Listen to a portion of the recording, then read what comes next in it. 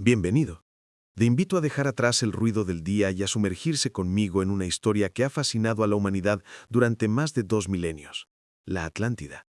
Cierre los ojos, respire con calma y déjese llevar por las olas del tiempo, hacia un mundo donde mito y ciencia se entrelazan. Hoy exploraremos las raíces del relato, las teorías que intentan explicarlo y los secretos que todavía desafían a los investigadores. Si disfruta de los misterios de la historia, le invito a dar me gusta a este vídeo y a suscribirse al canal. Comencemos nuestro viaje. El origen del mito. La historia de la Atlántida nace en la mente de uno de los filósofos más influyentes de la humanidad, Platón. En sus diálogos Timeo y Critias, escritos en el siglo IV a.C., el pensador ateniense relata una narración que, según él, había llegado hasta sus oídos a través de una larga cadena de transmisión oral. Platón asegura que su ancestro Solón, uno de los 7 sabios de Grecia, escuchó esta historia durante un viaje a Egipto, donde los sacerdotes de Sais le hablaron de una poderosa civilización que, miles de años antes, había desafiado a los dioses y desaparecido bajo las aguas del océano. Ese es el primer registro documentado del mito de la Atlántida. No existe evidencia escrita anterior ni paralela. Por eso, para los historiadores, Platón es el punto de partida. Él mismo describe el relato como una tradición antigua, transmitida por sacerdotes que conservaban los recuerdos de catástrofes ocurridas antes del nacimiento de las ciudades helenas. El filósofo, con su mente orientada a la reflexión moral y política, usa esa historia como ejemplo de una civilización poderosa que al corromperse y abusar de su fuerza, termina siendo castigada por los dioses. En Atenas del siglo IV a.C., esta narración cumplía un propósito pedagógico. Platón no pretendía entretener con fantasías, sino mostrar los peligros del orgullo y la decadencia moral. La Atlántida representaba el espejo opuesto de su ideal de república, una sociedad avanzada, rica, pero corrupta, que perdió el equilibrio entre virtud y poder. En ese sentido, muchos investigadores consideran que el mito es una alegoría filosófica y no una crónica histórica.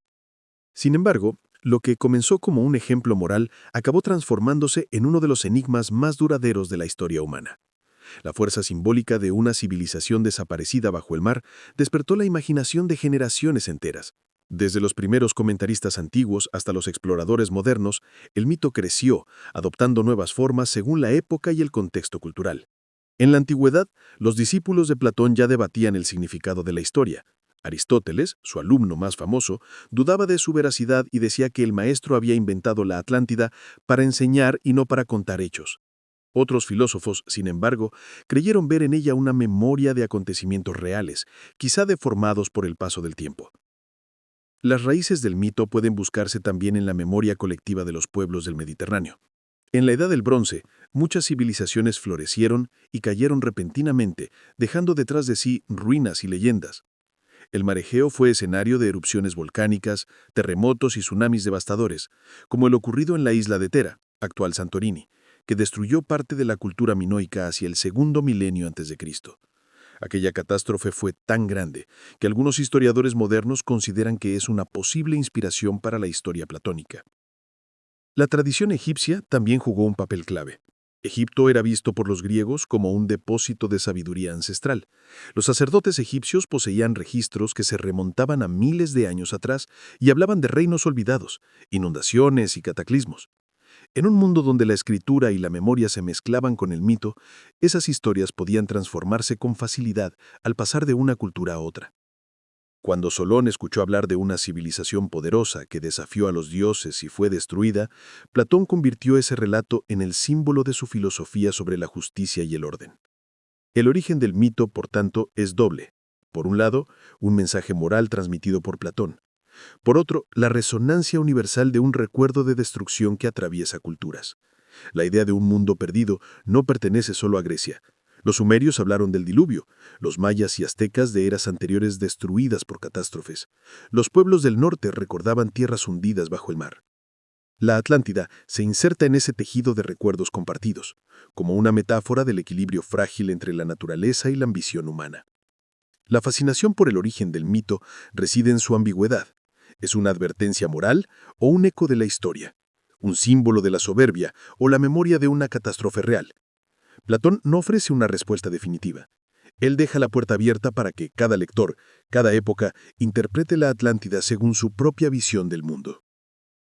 Así nació una historia que, a diferencia de tantas otras, nunca perdió fuerza. En ella se mezclan la filosofía, la arqueología, la religión y la esperanza. Con el paso de los siglos, los hombres seguirían buscando sus ruinas, convencidos de que en algún rincón del planeta duerme la prueba de que aquella civilización existió. Pero antes de llegar a esas búsquedas, debemos comprender el corazón del relato original, el pensamiento de Platón y lo que realmente quiso transmitir con sus palabras. En el siguiente bloque nos adentraremos en los diálogos Timeo y Critias para descubrir cómo el filósofo dio forma a una de las leyendas más persistentes del pensamiento humano y cómo esa creación literaria se transformó en la semilla de un misterio que aún nos acompaña.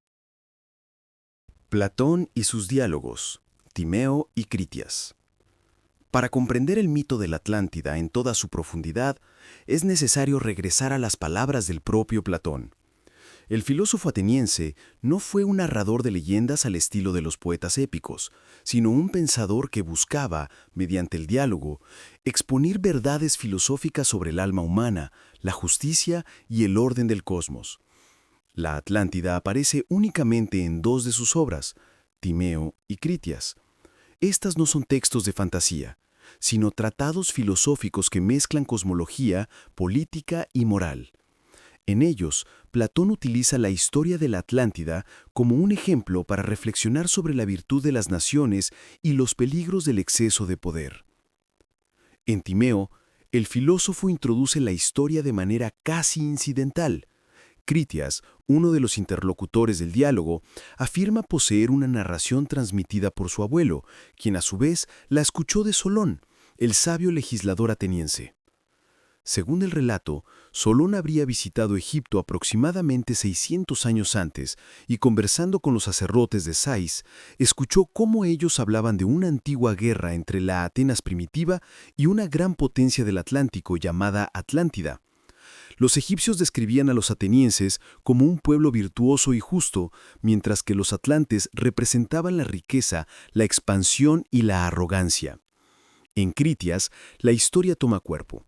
Platón describe la Atlántida con un nivel de detalle sorprendente, una isla más grande que Libia y Asia Menor juntas, situada más allá de las columnas de Hércules, es decir, del estrecho de Gibraltar. Su geografía incluía una vasta llanura central rodeada de montañas, anillos concéntricos de tierra y agua, canales, puertos y templos monumentales dedicados al dios Poseidón. La sociedad atlante era próspera, avanzada y disciplinada, con un sistema político ordenado y una economía floreciente. Poseidón, según Platón, había engendrado 10 hijos con una mujer mortal llamada Clito, y a cada uno le asignó una parte del territorio. El más importante de ellos, Atlas, dio un nombre a la isla y a su pueblo. Durante generaciones, los atlantes vivieron en armonía con las leyes divinas, guiados por la razón y la moderación. Pero con el tiempo, la abundancia los corrompió. El oro y el poder los hicieron olvidar sus orígenes y su conexión con la divinidad. Así, lo que había sido una civilización modelo se convirtió en un imperio arrogante, decidido a someter a todos los pueblos conocidos. Fue entonces cuando, según la narración, Atenas, en su forma más antigua y pura, se levantó para detener a los invasores. Los atenienses, gobernados por la virtud, resistieron el avance de la Atlántida y demostraron ser el ejemplo perfecto del equilibrio moral que Platón defendía en su República. Sin embargo, los dioses, cansados de la soberbia atlante, decidieron castigarla. En una sola noche y un solo día de infortunio, la Atlántida fue tragada por el mar y desapareció para siempre. Esta escena final posee una fuerza simbólica inmensa. Platón no ofrece descripciones mágicas ni menciona la intervención directa de criaturas sobrenaturales. Su enfoque es moral y filosófico. La destrucción de la Atlántida simboliza la caída de cualquier sociedad que se aleja de la justicia y el equilibrio. La catástrofe, más que un hecho físico, es un acto moral del universo, el orden cósmico restableciéndose ante la corrupción humana. La estructura de los diálogos también es reveladora. En Timeo, la historia se introduce como una referencia breve, un punto de partida para reflexionar sobre la creación del mundo y la naturaleza del alma. En Critias, Platón desarrolla la historia con precisión casi geográfica, como si quisiera darle credibilidad. No obstante, la obra quedó inconclusa. Se detiene abruptamente, justo antes de narrar la destrucción completa de la isla. Nadie sabe si Platón planeaba escribir una tercera parte o si dejó el relato abierto deliberadamente, para que la lección moral hablara por sí misma. Muchos especialistas coinciden en que Platón no buscaba engañar a sus lectores. La Atlántida era, en su intención, una alegoría del alma humana y de la sociedad ideal. Así como el alma puede perder su armonía cuando domina la ambición o el deseo, una ciudad también puede destruirse desde dentro cuando olvida los valores que la sostienen. En este sentido, la Atlántida no es un lugar, sino una advertencia. Sin embargo, Platón no imaginó que su parábola trascendería los límites de la filosofía para convertirse en una obsesión colectiva. Sus descripciones eran tan vívidas que los lectores posteriores comenzaron a interpretar el relato literalmente. Filósofos helenistas, geógrafos romanos y más tarde cronistas medievales trataron de localizar la isla perdida. La fascinación aumentó con el paso del tiempo porque el relato combina tres elementos irresistibles: una civilización avanzada, una catástrofe total y un misterio sin resolver. Algunos fragmentos del texto de Critias incluso parecen invitar a la búsqueda. Platón menciona medidas exactas, estructuras, proporciones arquitectónicas y una cronología precisa. La Atlántida habría existido 9000 años antes de la época de Solón. Si se interpreta literalmente, esos detalles crean la ilusión de una crónica histórica, pero si se leen como símbolos, muestran la profundidad de la filosofía platónica. El número 9000 no es tanto una cifra exacta como una metáfora de lo inmemoral, de un pasado tan remoto que pertenece más al mito que a la historia. La relación entre Atenas y la Atlántida también es un reflejo del pensamiento político de Platón. Atenas encarnadece el ideal de la ciudad gobernada por la razón y la justicia, mientras que la Atlántida representa la corrupción del poder y la sumisión a los deseos materiales. La victoria moral de los atenienses sobre los atlantes es, por lo tanto, una lección sobre la virtud cívica y el destino de las naciones. Aún así, algo en la narración supera el propósito moral. Hay en la descripción de la Atlántida un tono de nostalgia, una belleza trágica que trasciende la simple alegoría. Platón dibuja un mundo de canales brillantes, templos de oricalco, jardines exuberantes y montañas que se reflejan en aguas perfectas. Es un paraíso que se hunde, una utopía que se autodestruye. Esa mezcla de esplendor y ruina ha sido la semilla del mito moderno. El propio nombre de Atlántida, derivado de Atlas, hijo de Poseidón, sugiere una conexión con el océano y con la idea de sostener el mundo. En la mitología griega, Atlas cargaba el cielo sobre sus hombros, símbolo del peso de la sabiduría y la responsabilidad divina. Que su nombre diera origen a la civilización perdida no es casualidad.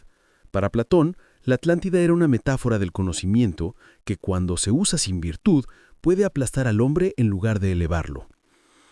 En los siguientes siglos, estos diálogos inspirarían a generaciones de pensadores, exploradores y soñadores. Algunos verían en ellos una prueba de que existieron civilizaciones anteriores al diluvio, otros un aviso contra la arrogancia humana. Pero todos coincidirían en una cosa: Platón había creado una historia demasiado perfecta para ser olvidada. En el siguiente bloque exploraremos cómo las descripciones de la Atlántida en los textos platónicos se transformaron en un portrato detallado de su geografía, su organización social y sus misterios naturales. Descubriremos qué hizo que tantos creyeran que no se trataba de una fábula, sino el eco real de un mundo perdido. La descripción de la Atlántida según Platón. Cuando Platón decide dar forma a la Atlántida en su diálogo Critias, no la presenta como una vaga alegoría ni como un sueño simbólico, sino como un reino vivo, estructurado, con detalles tan precisos que, durante siglos, los lectores han sentido que podrían trazar su mapa. Es aquí donde el mito adquiere cuerpo, no solo una advertencia moral, sino una civilización que respira, con templos que reflejan el sol, con canales que brillan como espejos y con un orden social tan complejo que parecía casi moderno. Según Platón, la Atlántida era una gran isla situada más allá de las columnas de Hércules, el estrecho de Gibraltar.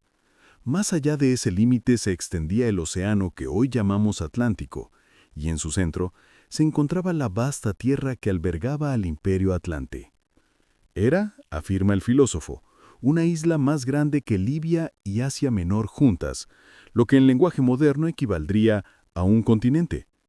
En torno a ella existían otras islas menores, y desde allí los atlantes dominaban un territorio inmenso que se extendía hasta Egipto y el Tirreno, abarcando regiones de Europa y África.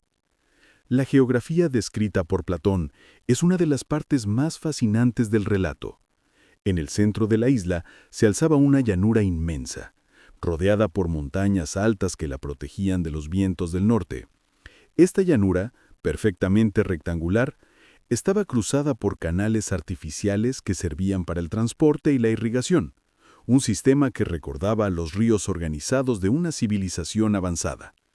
En medio de todo, se elevaba una colina baja, donde, según el mito, el dios Poseidón había construido su morada para su amada mortal, Clito. De esa unión nacieron 10 hijos, y a cada uno de ellos el dios otorgó una porción del reino. Atlas, el mayor, recibió la parte central, y de él tomó nombre toda la isla y su pueblo. El gobierno atlante estaba dividido en 10 reinos, cada uno administrado por un descendiente de Poseidón, pero unidos por la ley y por un consejo supremo que se reunía periódicamente para deliberar. Esta estructura federal es sorprendentemente moderna, y muchos estudiosos han visto en ella una reflexión de Platón sobre el equilibrio entre autonomía y unidad política. En el corazón de la capital, Platón describe un complejo sistema de anillos concéntricos de tierra y agua, 3 anillos de mar y 2 de tierra, conectados por puentes y canales. En el centro, sobre una colina baja, donde, según el mito, el dios Poseidón había construido su morada para su amada mortal, Clito. Este santuario, cubierto de plata y oro, contenía una estatua monumental del dios montado en un carro tirado por 6 caballos alados, rodeado de delfines y espíritus marinos. La imagen, según el texto, era tan grande que parecía tocar el techo del templo. La capital de la Atlántida era un prodigio de ingeniería. Los canales comunicaban los anillos interiores con el mar exterior, permitiendo el paso de embarcaciones. Había puertos, muelles y arsenales repletos de barcos. Las murallas estaban recubiertas de metales brillantes, la exterior de bronce, la intermedia de estaño y la interior de oricalco, que resplandecía con un fulgor rojizo. En las plazas públicas, los atlantes erigieron templos, gimnasios y jardines, y los caminos estaban pavimentados con piedra pulida. Pero Platón no se detiene solo en la arquitectura. Describe también la organización social y política de la Atlántida, reflejo de su pensamiento sobre la armonía de una ciudad ideal. Los atlantes vivían en abundancia, gracias a la fertilidad de su tierra y a la riqueza de sus recursos naturales. La llanura central producía 2 cosechas al año, alimentadas por canales que llevaban el agua de las montañas. El ganado era numeroso, y las minas extraían metales preciosos en grandes cantidades. La Atlántida era, en resumen, una tierra bendecida por los dioses. Sin embargo, Platón deja entrever que esa abundancia también era una prueba. Mientras los atlantes conservaron la virtud heredada de su linaje divino, gobernaron con justicia y sabiduría. Las leyes que Poseidón les había dado eran sagradas, y su respeto por el equilibrio garantizaba la paz y la prosperidad. Pero con el tiempo, esa pureza comenzó a desvanecerse. La sangre divina se diluyó, y los hombres empezaron a dominar sobre la parte racional de su alma. La ambición, el lujo y la avaricia reemplazaron la templanza. Es en ese punto donde el relato adquiere su dimensión moral. Platón describe cómo los atlantes, antes justos, se corrompen por el exceso. Sus reyes comienzan a desear más territorios, a imponer tributos, a dominar pueblos lejanos. La Atlántida pasa de ser un modelo de virtud a convertirse en una potencia imperialista. Su poder naval se extiende por el Mediterráneo, y solo una ciudad, la antigua Atenas, logra resistir su invasión. El filósofo utiliza esa contraposición con un propósito claro: mostrar que la verdadera fuerza de una nación no depende de su riqueza ni de su poder militar, sino de la justicia y el autocontrol. Los atlantes, al perder ese equilibrio, provocan su propia ruina.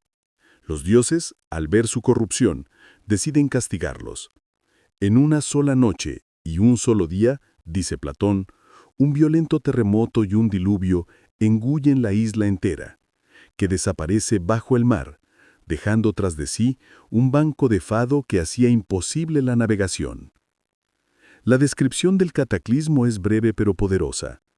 No hay señales de ira divina al estilo de los mitos homéricos, sino una tragedia natural que actúa como metáfora del desorden moral. En la cosmología platónica, el universo tiende al equilibrio. Cuando el hombre lo rompe, la naturaleza responde. Así, la caída de la Atlántida no es un castigo arbitrario, sino la restauración de la armonía. Muchos lectores antiguos se sintieron fascinados por la verosimilitud del relato. Las proporciones arquitectónicas, las descripciones de los canales, la organización política. Todo parecía demasiado concreto para ser inventado. Esa precisión hizo que, a lo largo de los siglos, la gente buscara la Atlántida en lugares reales: el Atlántico, el Mediterráneo, incluso en América. Pero en tiempos de Platón, la intención era más simbólica: mostrar que, aunque la civilización más perfecta puede hundirse, si pierde el alma. La Atlántida platónica no es solo una isla perdida, es el reflejo de una pregunta eterna. ¿Puede la humanidad manejar su poder sin destruirse a sí misma? Platón responde con un relato de belleza desoladora. Su Atlántida no es solo un lugar físico, sino un espejo moral. En el próximo bloque exploraremos cómo, a lo largo de la historia, filósofos, historiadores y exploradores han interpretado este relato. ¿Fue una metáfora política o el recuerdo distorsionado de un desastre real? ¿Existió alguna civilización que inspirara el mito? En el bloque 4, analizaremos las interpretaciones alegóricas que transformaron la Atlántida en símbolo de advertencia, utopía y obsesión. Interpretaciones alegóricas. ¿Utopía o advertencia? Desde el momento en que Platón escribió sobre la Atlántida, los estudiosos comenzaron a preguntarse si aquel relato debía leerse como una historia verdadera o como una enseñanza filosófica disfrazada de mito. El propio tono del filósofo, solemne y racional, sembró la duda. ¿De verdad creía en la existencia de esa isla o la usó como herramienta para ilustrar una idea? Las respuestas a esa pregunta han dividido a pensadores durante más de 2000 años. Para algunos, la Atlántida fue la primera utopía literaria. Para otros, una advertencia moral contra los excesos del poder. En el contexto del siglo IV a.C., Platón no escribía con el afán de entretener ni de narrar aventuras, sino de educar. Cada uno de sus diálogos es un ejercicio de pensamiento. En La República, por ejemplo, construye una ciudad ideal gobernada por filósofos. En Critias, la Atlántida representa lo opuesto a esa perfección. Una sociedad que tuvo todos los dones divinos y los perdió por su codicia. La oposición entre Atenas y la Atlántida es, por tanto, simbólica. Atenas encarna la justicia y la razón. La Atlántida, la degeneración del alma colectiva. Esta lectura alegórica se refuerza por la estructura misma del relato. Platón no introduce la historia como una leyenda popular, sino como un testimonio transmitido por sabios. Esta distancia narrativa le da autoridad, pero también le permite jugar con la ambigüedad.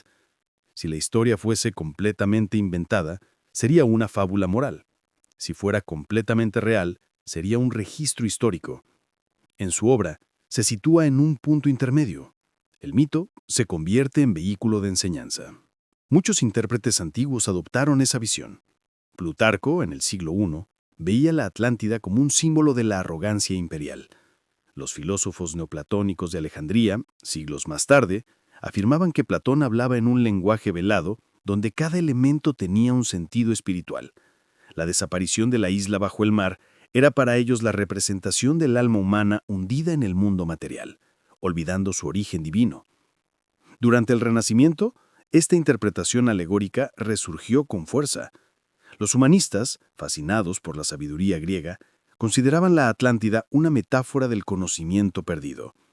En un tiempo en que Europa redescubría los textos clásicos, la idea de una civilización avanzada, destruida por su soberbia, resonaba profundamente. Era, en cierto modo, el espejo de una Europa que se veía a sí misma como heredera de un saber antiguo y temía repetir sus errores. Sin embargo, la dimensión utópica del relato también se hizo evidente. En la Atlántida, Platón describe un orden político estable, una división del poder entre reinos, una economía organizada y una ingeniería prodigiosa. Aunque el filósofo la presenta como un ejemplo de corrupción, el retrato de su esplendor fascinó a quienes soñaban con sociedades perfectas. Así, autores posteriores reinterpretaron la isla no como advertencia, sino como modelo de lo que podría ser una civilización ideal. Thomas More, en el siglo XVI, escribió su célebre Utopía, un texto que, aunque no menciona la Atlántida directamente, hereda su espíritu, una sociedad racional, próspera, regida por leyes justas y ajena a la corrupción. Campanella, Bacon y otros pensadores del mismo periodo también tomaron el mito como punto de partida. Francis Bacon, en su obra La Nueva Atlántida, de 1638, fue aún más explícito. Imaginó una isla llamada Ben-Salem, habitada por sabios que cultivaban la ciencia para el bien de la humanidad. En su versión, la Atlántida se transforma de advertencia en promesa. Pero Platón, si pudiera leer estas reinterpretaciones, tal vez sonreiría con ironía. Su propósito original no era alabar el progreso técnico, sino recordar que sin virtud, el conocimiento se vuelve destructivo. En su filosofía, la sabiduría sin moral es como un barco sin timón, poderoso, pero condenado al naufragio. La Atlántida, en ese sentido, simboliza la tragedia del alma que, al dejarse dominar por los placeres materiales, pierde su armonía interior. Los moralistas posteriores, especialmente los del cristianismo primitivo, adoptaron esa visión. Para ellos, el hundimiento de la Atlántida era la figura del castigo divino. San Agustín, aunque nunca menciona la isla, hablaba de las naciones que caen cuando olvidan la justicia de Dios. En su pensamiento, la corrupción moral siempre precede a la ruina material. La Atlántida encajaba perfectamente en esa visión providencial de la historia. En el plano simbólico, la Atlántida también puede leerse como la representación del ciclo eterno de las civilizaciones: nacimiento, esplendor, decadencia y caída. Platón, que creía en la armonía cósmica y en la repetición de los ciclos, veía en la historia humana una imagen del universo. Así como las estaciones regresan, también las culturas pasan de la pureza a la corrupción, y de la corrupción a la destrucción. La Atlántida es el recordatorio de que ningún poder, por grande que sea, escapa a las leyes del equilibrio. En el ámbito psicológico, el mito puede interpretarse como una metáfora del inconsciente. Carl Jung, siglos después, consideró que la Atlántida era un arquetipo de la totalidad perdida, una imagen colectiva del paraíso sumergido en las profundidades del alma humana. En sus términos, la isla hundida simboliza los aspectos olvidados del espíritu, la sabiduría ancestral, la conexión con la naturaleza, la armonía interior. En esta lectura, el mito no habla del pasado, sino del interior de cada ser humano. Sea como advertencia o como utopía, la Atlántida ha servido como espejo de las aspiraciones y temores de la humanidad. Cuando las sociedades confían ciegamente en su progreso, el mito se lee como profecía, una advertencia contra la arrogancia tecnológica y el olvido de la ética. Cuando los tiempos son oscuros, la misma historia se interpreta como esperanza, la promesa de que alguna vez existió un mundo justo y perfecto que podría renacer. Esta dualidad explica por qué el mito ha sobrevivido tanto tiempo. La Atlántida no pertenece al pasado, sino al imaginario de cada época. Su significado cambia según las preguntas que la humanidad se hace. Para algunos, sigue siendo un misterio geográfico. Para otros, una lección moral o una proyección de nuestros ideales más profundos. Platón dejó el relato inconcluso, quizás porque entendió que una historia así nunca puede cerrarse. Cada generación escribe su propia versión de la Atlántida. Y en ese reflejo, a veces utópico, a veces trágico, seguimos buscando lo mismo que él, la medida entre la sabiduría y el poder, entre la razón y la ambición. En el siguiente bloque exploraremos cómo, más allá de las interpretaciones filosóficas, surgió la búsqueda real de la Atlántida. Expediciones, mapas antiguos y hallazgos arqueológicos que durante siglos intentaron demostrar que el mito tenía raíces en la historia. La línea entre la alegoría y la evidencia comenzará a difuminarse. Búsqueda histórica y arqueológica entre la esperanza y la crítica. Desde que los textos de Platón se tradujeron y circularon por Europa, la Atlántida dejó de ser una idea filosófica para convertirse en una obsesión. La mezcla de detalle geográfico, riqueza moral y final trágico impulsó a exploradores, científicos y soñadores a buscar rastros de su existencia. Lo que para los antiguos era símbolo, para los modernos se transformó en desafío. Si Platón la describió con tanta precisión, pensaban muchos, debía de haber un núcleo de verdad. Y así, durante más de 2 milenios, el mito se convirtió en mapa. Los primeros intentos de localizar la Atlántida se remontan a la antigüedad misma. Historiadores griegos y romanos, como Estrabón o Plinio el Viejo, se interesaron por las menciones de tierras más allá del estrecho de Gibraltar, aunque la mayoría mantuvo prudencia. Sin embargo, con el auge de los viajes oceánicos en el siglo XV, el mito revivió con fuerza. Los descubrimientos de nuevas tierras hicieron pensar que las palabras de Platón podían referirse a un continente real, oculto más allá del Atlántico. Cuando Cristóbal Colón llegó al Nuevo Mundo en 1492, algunos teólogos y cronistas lo interpretaron como la confirmación de que había hallado los restos de la Atlántida. Los paisajes desconocidos, las culturas avanzadas y las ciudades de piedra parecían encajar con las descripciones del filósofo griego. No faltaron quienes afirmaron que los pueblos indígenas descendían de los atlantes o que los templos mayas eran vestigios de su civilización. En realidad, tales ideas surgieron más del asombro europeo que de la evidencia, pero el mito encontró nueva vida en el contexto de la expansión colonial. Durante los siglos siguientes, el interés por la Atlántida se mezcló con la ciencia naciente.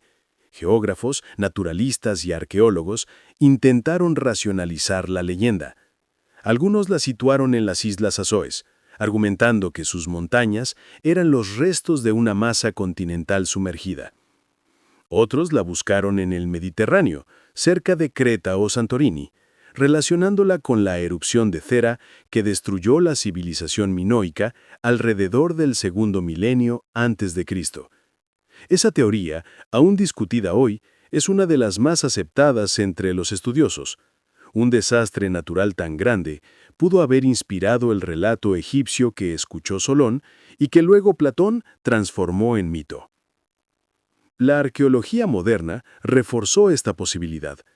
A mediados del siglo XX, las excavaciones del arqueólogo griego Espiridón Marinatos revelaron en Akrotiri, en la isla de Santorini, una ciudad sepultada bajo cenizas volcánicas. Las casas de varios pisos, las pinturas murales y los sistemas de agua sugerían un nivel de desarrollo notable. El hallazgo encajaba con muchos elementos del relato platónico, una sociedad avanzada destruida por cataclismos.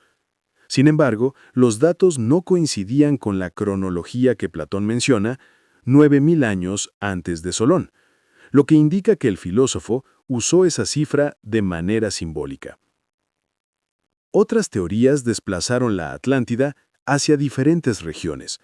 El francés Jean-Baptiste Bory de Saint-Vincent la buscó en las Canarias.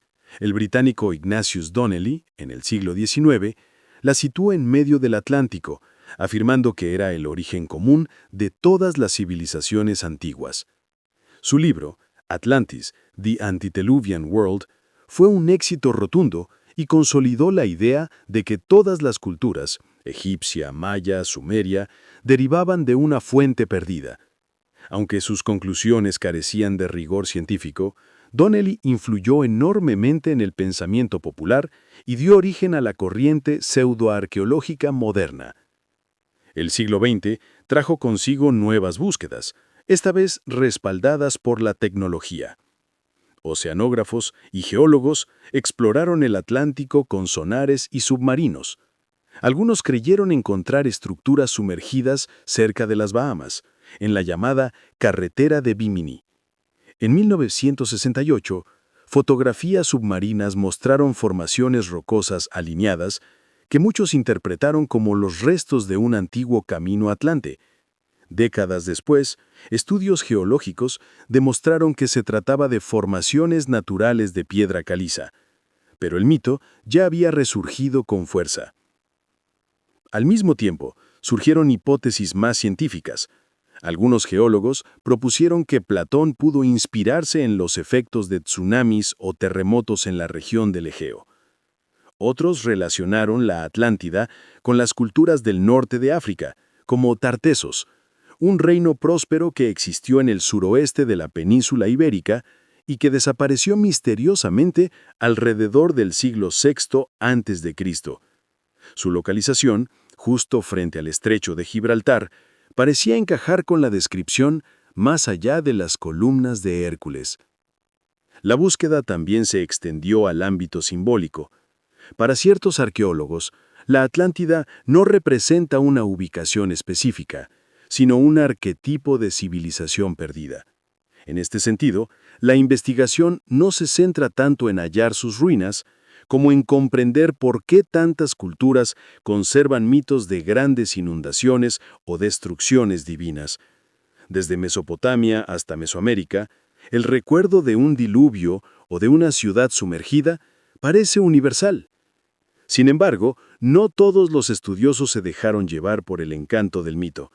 Arqueólogos rigurosos como Kenneth Feather o el historiador Pierre Vidal-Naquet insistieron en separar la leyenda de la ciencia. Recordaron que hasta hoy no existe prueba material de una civilización avanzada desaparecida en el Atlántico. Las supuestas pirámides submarinas, muros o carreteras halladas por aficionados han resultado ser formaciones naturales o restos de épocas históricas mucho más recientes. Aún así, el deseo de encontrar la Atlántida sigue vivo.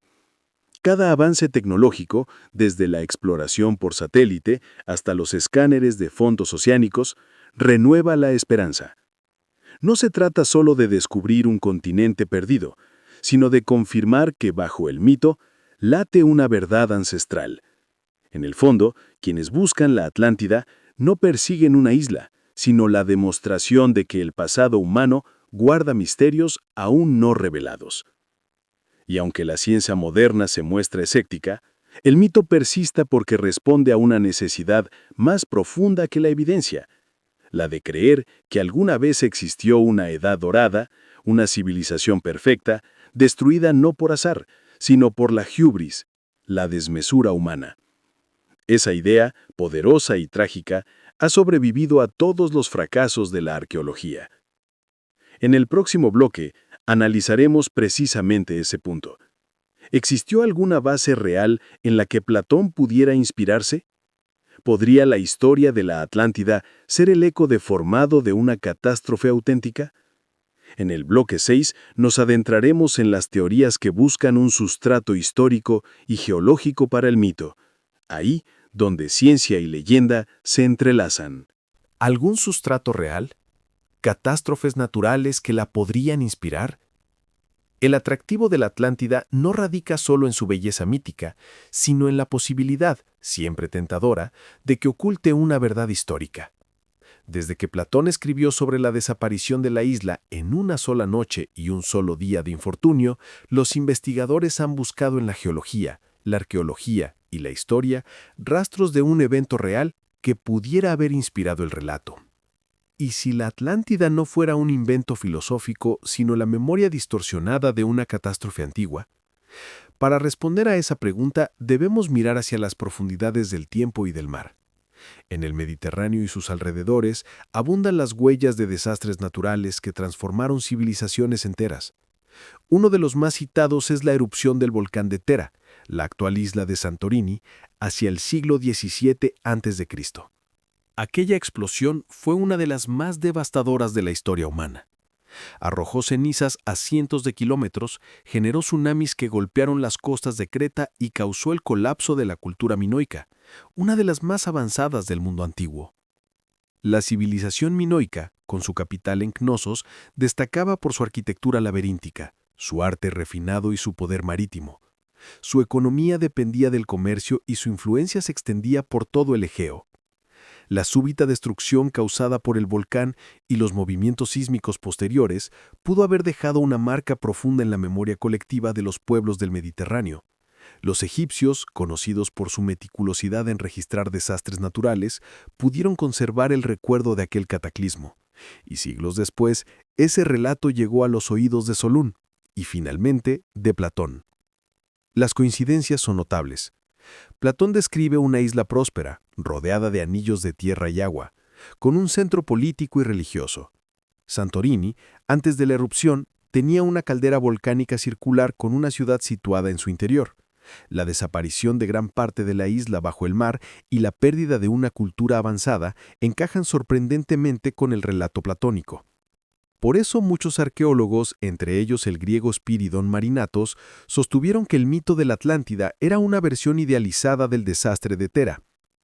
Sin embargo, la escala temporal que da Platón, 9000 años antes de Solón, parece exagerada. Los expertos coinciden en que el filósofo no usaba las fechas como medida literal, sino como símbolo de un pasado remoto. En la filosofía platónica, los números tienen valor moral y metafísico. El 9 representa la totalidad y la perfección, y su repetición multiplica el sentido de antigüedad. Por tanto, el desfase cronológico no invalida la teoría. Más allá de Santorini, otras catástrofes podrían haber contribuido al mito. Al final de la última glaciación, hace unos 12.000 años, el nivel del mar subió de manera abrupta, inundando vastas áreas costeras. En regiones como el Mar Negro, la Bahía de Bengala o el Golfo Pérsico, la arqueología submarina ha descubierto rastros de asentamientos humanos sumergidos. Algunos científicos creen que esas inundaciones dieron origen a los mitos del diluvio presentes en tantas culturas, desde el relato sumerio de Utnapishtim hasta el Arca de Noé en la Biblia. En el estrecho de Gibraltar, estudios geológicos muestran evidencias de movimientos sísmicos y tsunamis antiguos que pudieron alterar el paisaje. En los últimos años, algunos investigadores han propuesto que un terremoto masivo ocurrido alrededor del año 1200 a.C. provocó una serie de deslizamientos de tierra que transformaron la costa atlántica. Tales eventos podrían haber alimentado el recuerdo de una tierra que desapareció bajo las aguas. Otra hipótesis apunta hacia el Atlántico mismo. Hace 11.000 años, al final de la Edad de Hielo, el colapso de grandes glaciares en América del Norte produjo el llamado evento del Dryas reciente, una súbita ola de frío global y una subida del nivel del mar que habría borrado regiones enteras. Algunos investigadores modernos, como Graham Hancock, han sugerido que este cataclismo destruyó civilizaciones costeras desconocidas. Aunque la mayoría de arqueólogos considera estas teorías especulativas, los paralelismos con la historia platónica son innegables. Una cultura avanzada, un cambio climático abrupto y una desaparición súbita. Pero la clave está en la manera en que los pueblos antiguos comprendían los desastres. Para ellos, una catástrofe no era solo un fenómeno natural, sino una manifestación moral del cosmos. Los terremotos, las inundaciones y los incendios eran vistos como castigos divinos o correcciones del equilibrio. En ese sentido, el hundimiento de la Atlántida no necesita haber ocurrido literalmente. Bastaría con que existiera el recuerdo de una destrucción real para que Platón la transformara en metáfora del desorden moral. Algunos estudiosos han propuesto incluso una síntesis. Platón pudo haber combinado varios recuerdos dispersos, la erupción de Santorini, los tsunamis del Atlántico y las tradiciones egipcias del diluvio, en una única narración coherente. En la mente de un filósofo, esa fusión tenía sentido, una historia moral construida a partir de fragmentos de verdad. La geología, por su parte, confirma que la Tierra es escenario constante de hundimientos y resurgimientos. El fondo oceánico guarda cicatrices de antiguos continentes fragmentados. El mito de un mundo perdido bajo el mar pudo haber nacido de la observación de fósiles marinos en montañas o de relatos de pescadores sobre ruinas sumergidas. Lo que para la ciencia moderna son procesos geológicos, para los antiguos eran señales de un orden divino invisible. Así, el mito de la Atlántida podría ser la memoria codificada de un trauma colectivo. No una mentira, sino una forma de recordar y dar sentido a la destrucción.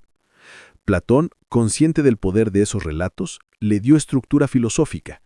Convirtió un recuerdo de fuego y agua en una lección sobre la fragilidad de la civilización. Hoy, los estudios interdisciplinarios continúan explorando esa frontera. La arqueología submarina ha revelado ciudades hundidas en la India, Japón y el Mediterráneo. Ninguna coincide con la descripción platónica, pero todas confirman que la línea entre tierra y mar ha cambiado muchas veces. La humanidad, en efecto, ha visto desaparecer sus hogares bajo las aguas más de una vez.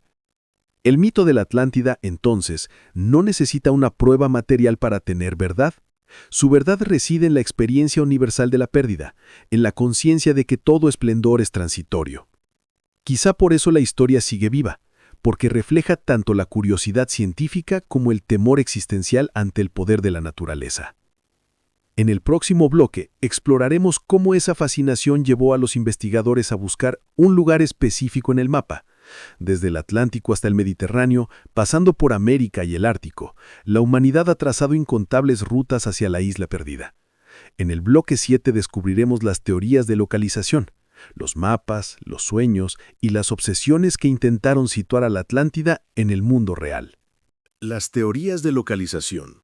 ¿Dónde podría haber estado? Pocas historias han generado tantas búsquedas geográficas como la de la Atlántida. Desde la Edad Media hasta la era moderna, exploradores, eruditos y aventureros han intentado ubicar la isla perdida de Platón en algún punto del mapa. Cada teoría revela tanto sobre la época en que surgió como sobre la mentalidad de quienes la formularon. Algunos la buscaron con brújula y sextante, otros con telescopios, satélites o fe ciega. Pero todos partieron de una misma convicción. Si el filósofo dio coordenadas tan precisas, debía haber un lugar real que las inspirara. El texto de Platón menciona un punto de referencia crucial, más allá de las columnas de Hércules, expresión que designaba el estrecho de Gibraltar. Para los griegos, aquel era el límite del mundo conocido. Por eso la mayoría de las teorías sitúan la Atlántida en el Océano Atlántico, entre Europa, África y América. Esta idea cobró fuerza en el siglo XIX, impulsada por el político y escritor estadounidense Ignatius Donnelly, quien en 1882 publicó su influyente libro, Atlantis, The Antediluvian World. Donnelly sostenía que la Atlántida fue la cuna de todas las civilizaciones antiguas. Los egipcios, los mayas y los incas serían descendientes de los atlantes. Según su teoría, un cataclismo global habría destruido el continente, cuyos fragmentos se conservarían en las Azores, Madeira y las Canarias. Donnelly apoyaba su argumento en coincidencias culturales, pirámides, cultos solares, técnicas agrícolas avanzadas. Para él, la similitud entre Egipto y América no era casual, sino el eco de una civilización común anterior. Aunque su hipótesis carecía de base arqueológica sólida, fascinó al público y popularizó la búsqueda de la Atlántida como empresa científica. Sin embargo, los geólogos del siglo XX demostraron que no existe evidencia de un continente hundido en el Atlántico reciente. La tectónica de placas y la estructura del fondo marino no permiten tal escenario. Otra corriente la sitúa más cerca de Grecia. Varios investigadores han vinculado la Atlántida con la civilización minoica de Creta y con la isla de Santorini, destruida por una erupción volcánica hacia el siglo XVII a.C. Como vimos, la disposición circular de la caldera volcánica recuerda los anillos concéntricos descritos por Platón. Además, la cultura minoica dominaba el mar Egeo y poseía una riqueza comparable a la que el filósofo atribuye a los atlantes. Esta hipótesis, defendida por arqueólogos como Espíridon Marinatos y Ángelos Galanopoulos, sigue siendo una de las más aceptadas dentro del ámbito académico. Pero hay más localizaciones propuestas. Algunos aventureros la buscaron en el norte de África. El ingeniero y escritor alemán Otto Mach argumentó que la Atlántida se encontraba en la región del actual Marruecos, basándose en la descripción de una llanura fértil cercana al mar. Otros identificaron el reino perdido con Tartesos, una antigua civilización que floreció en el suroeste de la península ibérica, entre el Guadalquivir y el Atlántico, y desapareció alrededor del siglo VI a.C. Las ruinas tartésicas, el comercio con los fenicios y su riqueza mineral encajaban con la imagen de un imperio poderoso y refinado. Más audaces fueron las teorías que trasladaron la Atlántida a América. A principios del siglo XX, el teósofo Edgar Cayce, conocido como el profeta dormido, afirmó en estado de trance que la Atlántida se extendía por el Caribe y que sus restos emergían en las Bahamas, concretamente en Bimini. En 1968, unas formaciones rocosas submarinas halladas en esa zona, la llamada Carretera de Bimini, parecieron confirmar su visión. Aunque después se comprobó que eran formaciones naturales, el mito se renovó y atrajo a miles de curiosos. En el Caribe también surgió la idea de que las civilizaciones precolombinas descendían de refugiados atlantes. Algunos autores relacionaron el colapso de la Atlántida con leyendas indígenas que hablan de grandes inundaciones o de dioses que llegaron del mar. Para los defensores de esta tesis, la coincidencia entre las pirámides de Egipto y las de Mesoamérica no podía ser casualidad. La ciencia moderna explica esas similitudes por evolución cultural paralela y no por contacto directo. Otros buscaron la Atlántida en el Ártico o en la Antártida. En el siglo XX, el profesor Charles Hapgood propuso la teoría del desplazamiento de la corteza terrestre, según la cual el continente antártico habría estado en una zona templada hace miles de años, albergando una civilización avanzada antes de quedar cubierto por el hielo. Incluso el explorador Richard Byrd mencionó supuestos vuelos sobre regiones más allá del Polo Sur, donde habría visto paisajes libres de hielo. Aunque tales relatos se desmintieron, la hipótesis alimentó la imaginación popular y fue retomada por la literatura esotérica. También hay quienes han querido identificar la Atlántida con culturas desaparecidas de Asia. Algunos investigadores la situaron en el Mar de China, otros en el Golfo de Bengala o incluso bajo las aguas del Mar Negro. Las excavaciones submarinas en la India, cerca de Dwaraka, descubrieron restos de antiguas construcciones sumergidas, lo que llevó a algunos a pensar que Platón pudo haber recogido ecos de relatos orientales transmitidos a Egipto. A lo largo de los siglos, cada descubrimiento arqueológico bajo el agua despertó la esperanza de haber hallado la Atlántida. Pero la falta de pruebas consistentes ha obligado a replantear el enfoque. Quizás la pregunta no sea dónde estuvo, sino por qué tantos la buscan. La geografía de la Atlántida, más que física, es espiritual, un mapa de los anhelos humanos. Cada localización proyecta las aspiraciones de una época. Para el siglo XIX simbolizaba el origen común de la humanidad. Para el siglo XX, la posibilidad de una civilización avanzada perdida. Para nuestro tiempo, el deseo de redescubrir un equilibrio entre progreso y naturaleza. Aún así, la búsqueda no ha terminado. La exploración con satélites, la geología marina y la inteligencia artificial abren nuevas puertas. En los últimos años se han identificado posibles estructuras sumergidas en el Golfo de Cádiz, frente a Donaña, en España. Algunos investigadores sostienen que podrían pertenecer a un asentamiento antiguo destruido por un tsunami. Las imágenes aéreas muestran trazos geométricos que recuerdan los anillos concéntricos de Platón, aunque los científicos siguen siendo cautos. En definitiva, la Atlántida ha estado en todas partes y en ninguna. En el fondo, cada teoría refleja el deseo humano de que el mito contenga una chispa de verdad. Y tal vez esa verdad no se encuentre en un mapa, sino en nuestra necesidad de imaginar un origen perdido, una edad dorada arrasada por la soberbia. En el próximo bloque dejaremos atrás las búsquedas geográficas para centrarnos en la voz de la ciencia moderna. ¿Qué dicen realmente los arqueólogos, geólogos y oceanógrafos sobre la posibilidad de una Atlántida real? En el bloque 8 exploraremos cómo la evidencia científica ha enfrentado y en ocasiones reinterpretado uno de los mitos más persistentes de la humanidad. La ciencia moderna y la arqueología. ¿Qué dicen los expertos? A medida que avanzó la investigación científica, la Atlántida dejó de ser solo una fascinación literaria para convertirse en un problema de evidencia. Los científicos modernos, arqueólogos, geólogos, oceanógrafos e historiadores, se han preguntado durante décadas si existe algún fundamento físico detrás del relato de Platón. Sus respuestas han sido, en general, prudentes. El mito puede tener raíces históricas o naturales, pero la civilización descrita con tanta perfección no ha dejado rastro material alguno. Sin embargo, el debate ha sido fructífero, porque al intentar refutar la leyenda, la ciencia ha revelado la riqueza de las culturas y catástrofes que inspiraron su creación. La arqueología moderna se basa en un principio simple. Toda civilización deja huellas, ciudades, herramientas, restos orgánicos, artefactos, pero en los más de 2000 milenios de búsqueda, ninguna excavación ha revelado una sociedad que encaje con la descripción platónica de la Atlántida.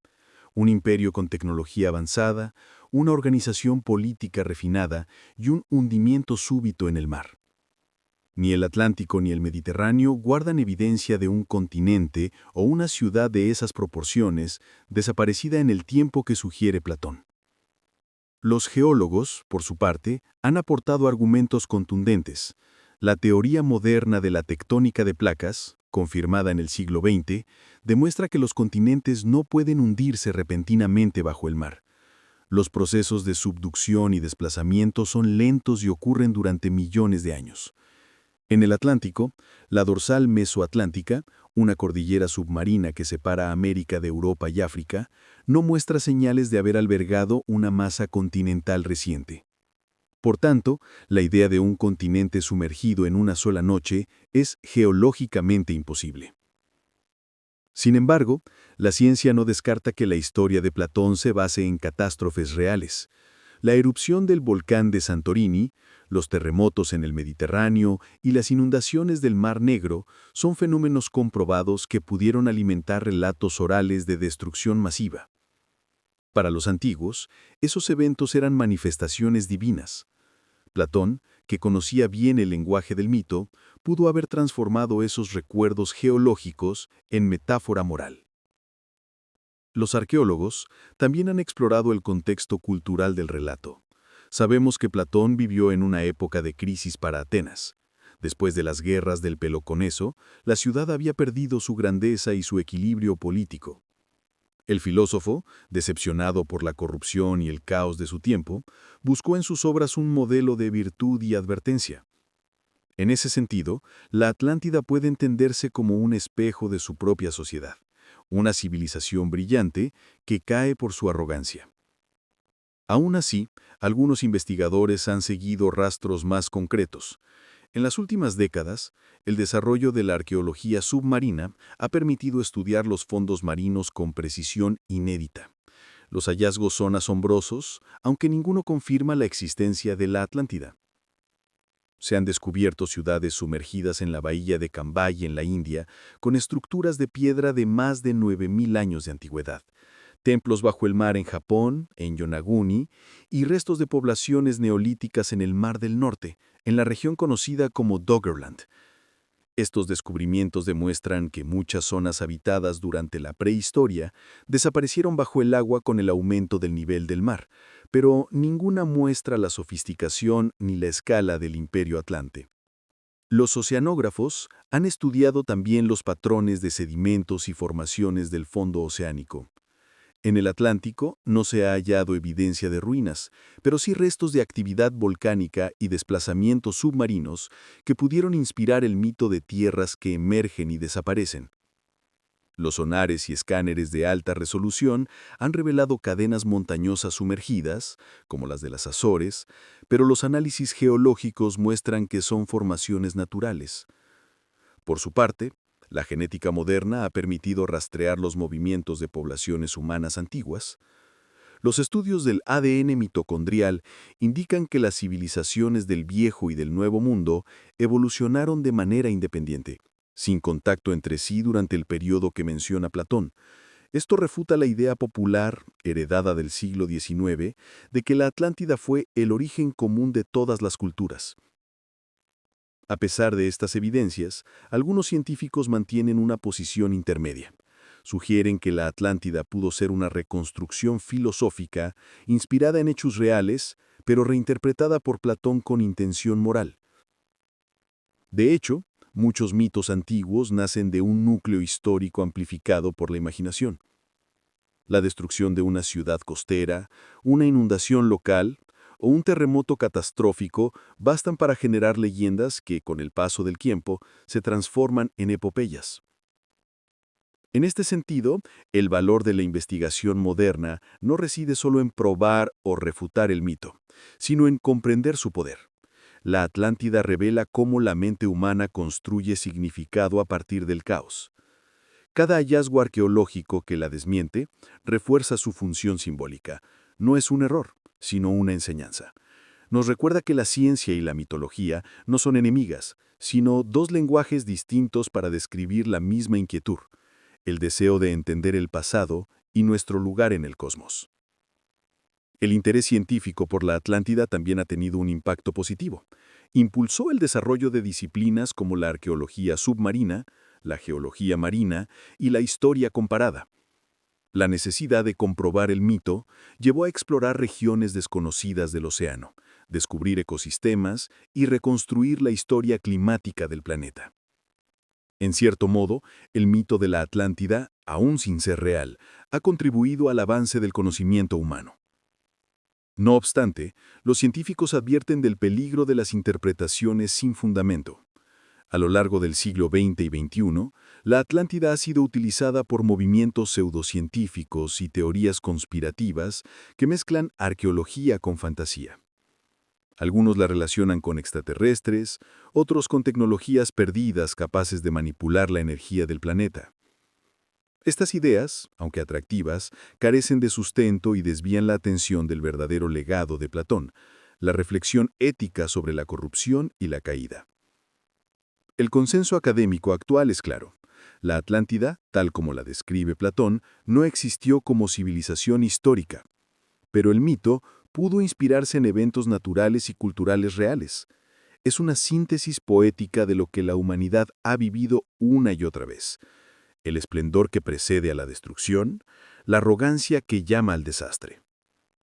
La ciencia moderna, en su escepticismo, no ha logrado borrar el encanto del mito. Tal vez porque, como decía el propio Platón, la verdad no se encuentra solo en los hechos, sino también en las ideas. La Atlántida, aunque no esté bajo las aguas, vive en la memoria colectiva como símbolo de lo que podríamos perder si olvidamos la medida y la razón. En el próximo bloque, analizaremos cómo la pseudociencia y el sensacionalismo se apropiaron de la Atlántida transformándola en un mito moderno lleno de conspiraciones, falsas pruebas y promesas de descubrimientos inminentes. En el bloque 9, veremos cómo la frontera entre ciencia y fantasía se ha vuelto a veces tan turbia como las profundidades del océano. Pseudociencia y sensacionalismo. Los riesgos de las teorías sin base. A medida que la ciencia descartaba la existencia literal de la Atlántida, el mito encontró refugio en otro territorio, el de la pseudociencia y la especulación. Desde el siglo XIX hasta hoy, la historia de la isla perdida ha sido reinterpretada por autores, ocultistas y divulgadores que, lejos del método científico, prefirieron la imaginación desbordada. En ese tránsito, la Atlántida dejó de ser una parábola moral para transformarse en un universo paralelo donde todo es posible. Tecnologías imposibles, razas superiores, contactos extraterrestres y civilizaciones precursoras de la humanidad moderna. El punto de inflexión fue el éxito del libro Atlantis, The Antediluvian World de Ignatius Donnelly, publicado en 1882. Aunque Donnelly no era científico, su estilo convincente y su enorme recopilación de datos dieron apariencia de rigor a lo que era, en realidad, una gran hipótesis especulativa. Sostenía que la Atlántida fue el origen de todas las civilizaciones antiguas. Los egipcios heredaron su arquitectura, los mayas su astronomía y los celtas su misticismo.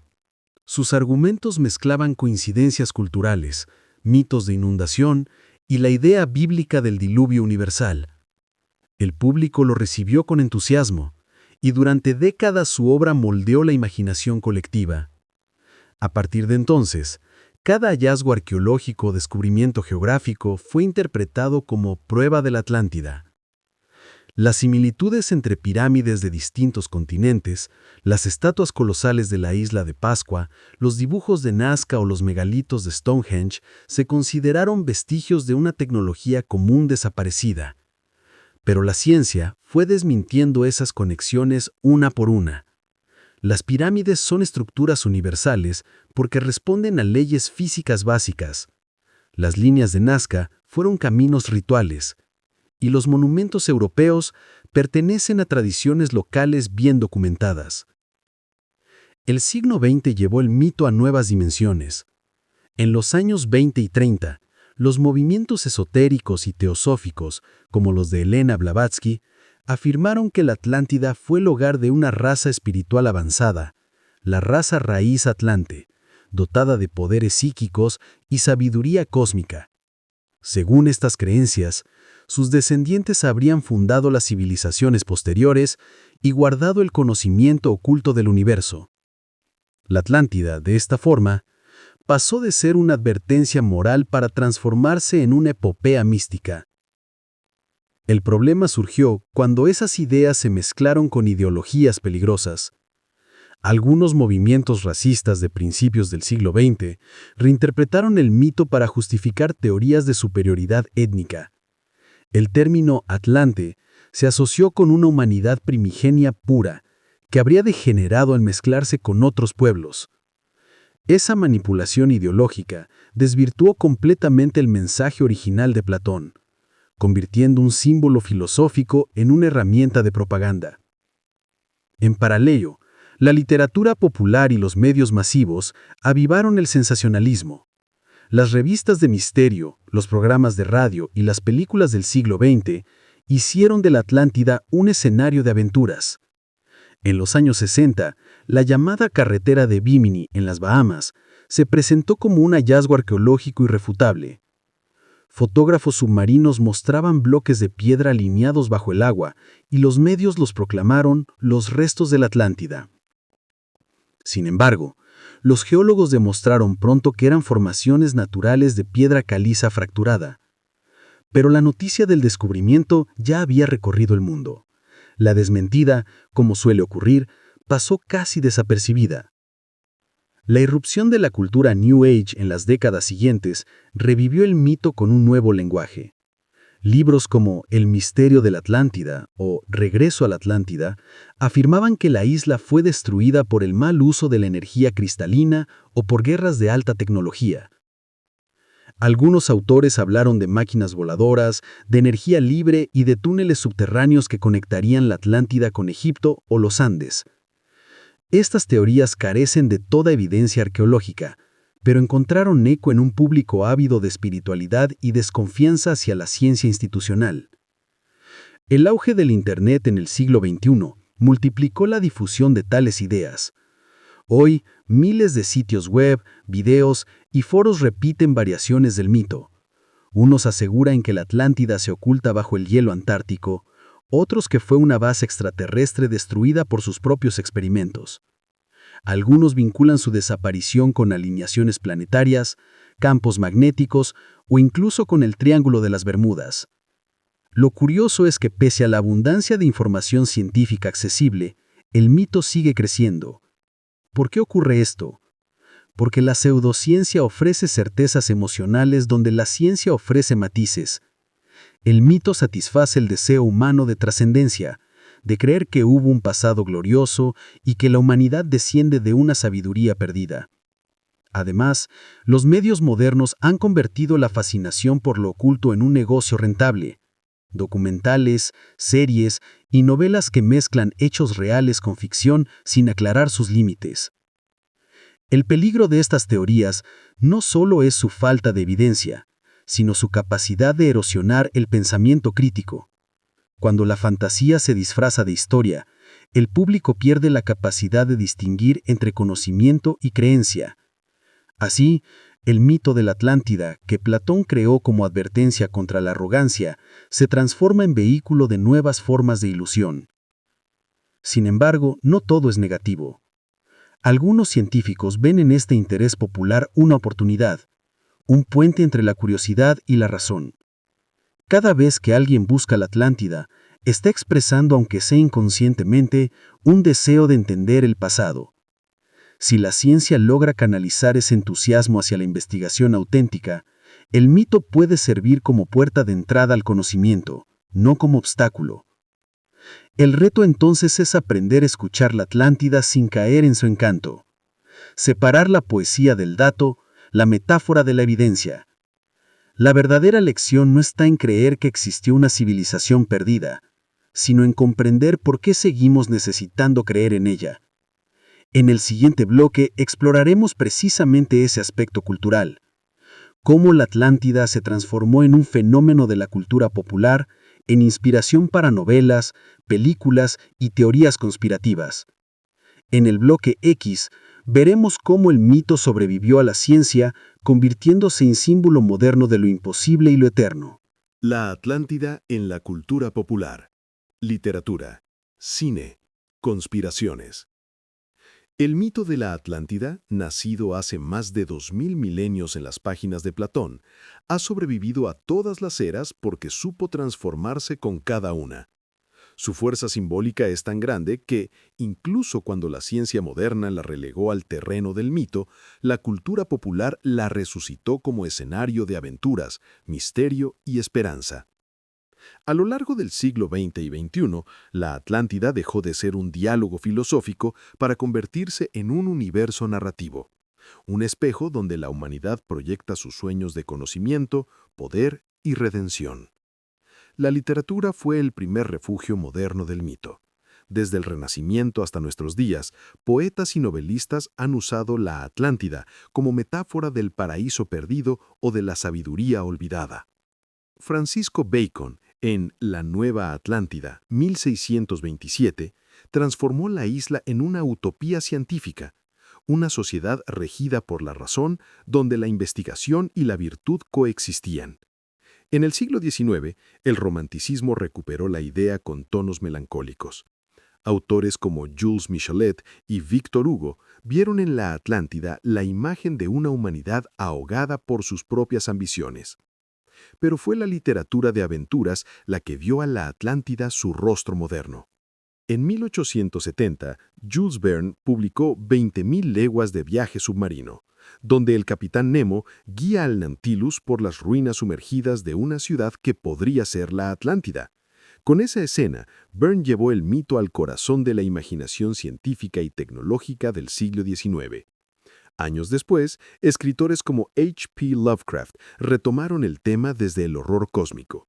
En su universo literario, la Atlántida se convierte en Rie, la ciudad sumergida de los dioses antiguos, símbolo de lo desconocido y lo prohibido. En el siglo XX, la Atlántida se volvió protagonista del cine y la animación. Películas como Atlantis, El Imperio Perdido de Disney 2001 presentaron una civilización mística dotada de tecnología avanzada y energía cristalina. La isla perdida se convirtió en escenario de redención y aventura, donde los protagonistas no solo descubren ruinas, sino también verdades sobre sí mismos. Antes de eso, Hollywood ya había explorado el mito en producciones como La Atlántida, 1932, inspirada en la novela del francés Pierre Benoit, en la que una reina misteriosa gobierna un reino oculto en el desierto del Sahara. En la cultura popular contemporánea, la Atlántida también se ha infiltrado en los cómics, los videojuegos y las series televisivas. En el universo de DC Comics, por ejemplo, el superhéroe Aquaman es el rey de la Atlántida, convertida aquí en un imperio submarino tecnológicamente avanzado y moralmente ambiguo. En los videojuegos, títulos como Assassin's Creed Odyssey o Tomb Raider exploran ruinas atlantes como metáforas del poder perdido. En todos los casos, la Atlántida funciona como símbolo universal, el recordatorio de que el conocimiento puede ser tanto fuente de progreso como de destrucción. Pero más allá del entretenimiento, el mito también se adaptó a las nuevas corrientes conspirativas y pseudocientíficas. En la segunda mitad del siglo XX, la Atlántida empezó a relacionarse con el Triángulo de las Bermudas, con civilizaciones extraterrestres y con teorías sobre tecnologías olvidadas. Documentales televisivos y portales digitales mezclaron hechos reales con especulación, presentando la Atlántida como un enigma irresuelto que desafía a los sabios oficiales. En muchos casos, se utiliza como símbolo de rebelión intelectual, una excusa para cuestionar la autoridad de la ciencia y mantener viva la fascinación por lo prohibido. Esa tendencia se refleja en fenómenos como Ancient Aliens, el programa televisivo que popularizó la idea de que la Atlántida fue destruida por su avance tecnológico o por una guerra con seres de otro mundo. En esta visión, los atlantes serían una civilización prehumana o extraterrestre, portadora de una sabiduría cósmica que luego habría sido transmitida a Egipto, Sumeria o Mesoamérica. La lógica es circular y la evidencia inexistente, pero su atractivo es innegable. Convierte el pasado en un misterio infinito y ofrece respuestas sencillas a preguntas complejas. La Atlántida, así, ha trascendido la frontera entre mito, arte y conspiración. Ha servido para hablar de política, como en las obras de Ayn Rand, donde representa la huida de los mejores hombres de un mundo corrupto, de ecología, como metáfora de la autodestrucción del planeta, incluso de psicología, como símbolo del inconsciente profundo, según los seguidores de Jung. En cada versión, el mito refleja las preocupaciones de su tiempo. En el siglo XIX fue el espejo del progreso industrial. En el XX, del miedo nuclear. En el XXI, de la pérdida ambiental y de la desconfianza hacia la ciencia. Esa versatilidad explica su inmortalidad. Pocas historias han sabido mutar con tanta eficacia. La Atlántida puede ser, para unos, un mensaje de advertencia, para otros, una profecía o un sueño utópico, y en todos los casos cumple una función esencial: recordarnos que el conocimiento sin ética lleva al abismo. Platón lo dijo hace más de 2000 milenios, y cada nueva versión, ya sea una película, una novela o una teoría conspirativa, no hace más que repetir esa lección bajo distintas máscaras. El mito también nos enseña algo sobre nosotros mismos. El hecho de que siga vivo demuestra que la humanidad necesita creer que hubo una edad golden. La Atlántida es, en cierto modo, la memoria idealizada de lo que quisiéramos ser: sabios, fuertes, justos. Su hundimiento simboliza la pérdida de esa inocencia, la caída inevitable de todo paraíso. En la actualidad, el mito ha alcanzado una dimensión digital. Redes sociales, foros y canales de video reproducen teorías, recreaciones y supuestos descubrimientos. En el mundo virtual, la Atlántida se multiplica en versiones infinitas. Está en el Caribe, en la Antártida, bajo el Sahara o incluso en otro planeta. Y aunque la mayoría de estas narrativas carece de base científica, su éxito revela algo profundo: la necesidad de lo misterioso en una era saturada de datos. Así, la Atlántida sigue navegando entre dos mares, el de la razón y el de la imaginación.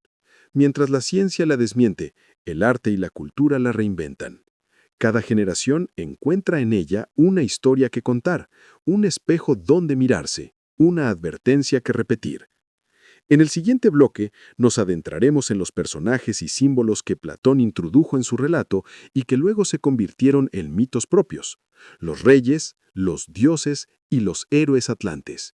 En el bloque 11 descubriremos cómo esas figuras, a medio camino entre hombres y divinidades, encarnan las virtudes y los pecados que sellaron el destino de la Atlántida. Personajes ficticios o simbólicos, reyes, dioses y héroes de la leyenda. Aunque el relato de la Atlántida en los diálogos de Platón es breve y filosófico, los personajes que lo habitan poseen una fuerza arquetípica que ha trascendido los siglos. En ellos se reflejan los temas que obsesionaban al filósofo: la relación entre el poder y la virtud, entre lo divino y lo humano, entre la sabiduría y la soberbia. No son simples nombres míticos, son símbolos de los impulsos que gobiernan al ser humano. Los atlantes, en la visión de Platón, son herederos de los dioses, pero también víctimas de su propio exceso. Todo comienza con Poseidón, dios del mar, que según el relato se enamora de una joven mortal llamada Clito. Este encuentro, que une lo divino con lo terrenal, es el origen de la civilización atlante. Poseidón, protector de la isla, rodea la colina donde vive Clito con anillos concéntricos de agua y tierra para protegerla del mundo exterior. En este gesto se condensa el simbolismo de toda la historia. El dios crea orden a partir del caos, pero también encierra a la humanidad en una estructura perfecta que pronto se convertirá en prisión. De su unión nacen 10 hijos, los primeros reyes de la Atlántida. El mayor, Atlas, da nombre tanto a la isla como al océano que la rodea. Él encarna el ideal del soberano sabio, justo, fuerte y devoto de los dioses. En la tradición posterior, Atlas se asocia al titán condenado a sostener el cielo, lo que refuerza su papel simbólico como portador del peso del mundo.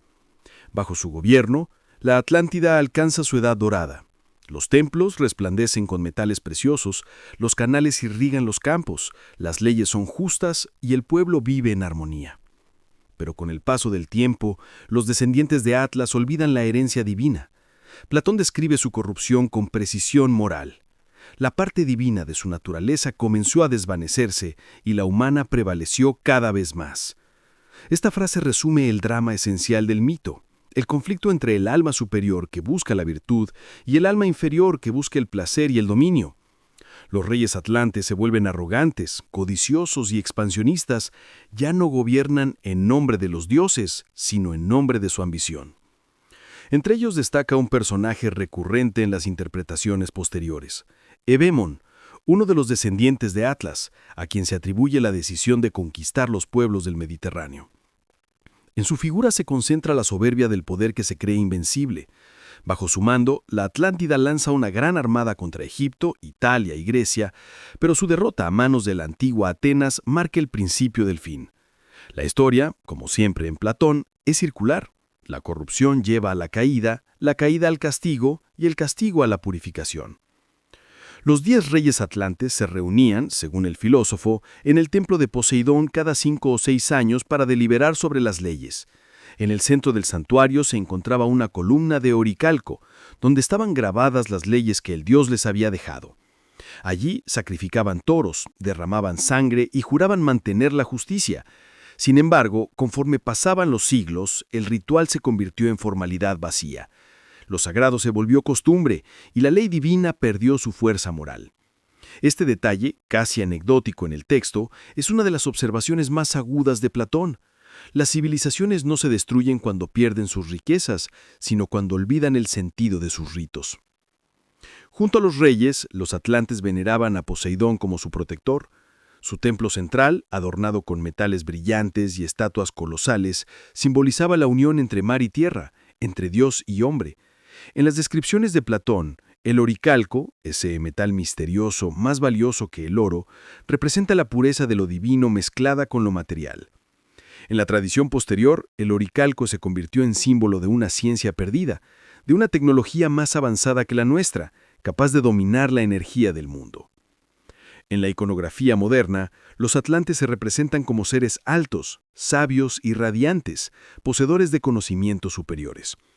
Algunos autores los imaginan como maestros de la energía cósmica o guardianes del equilibrio planetario.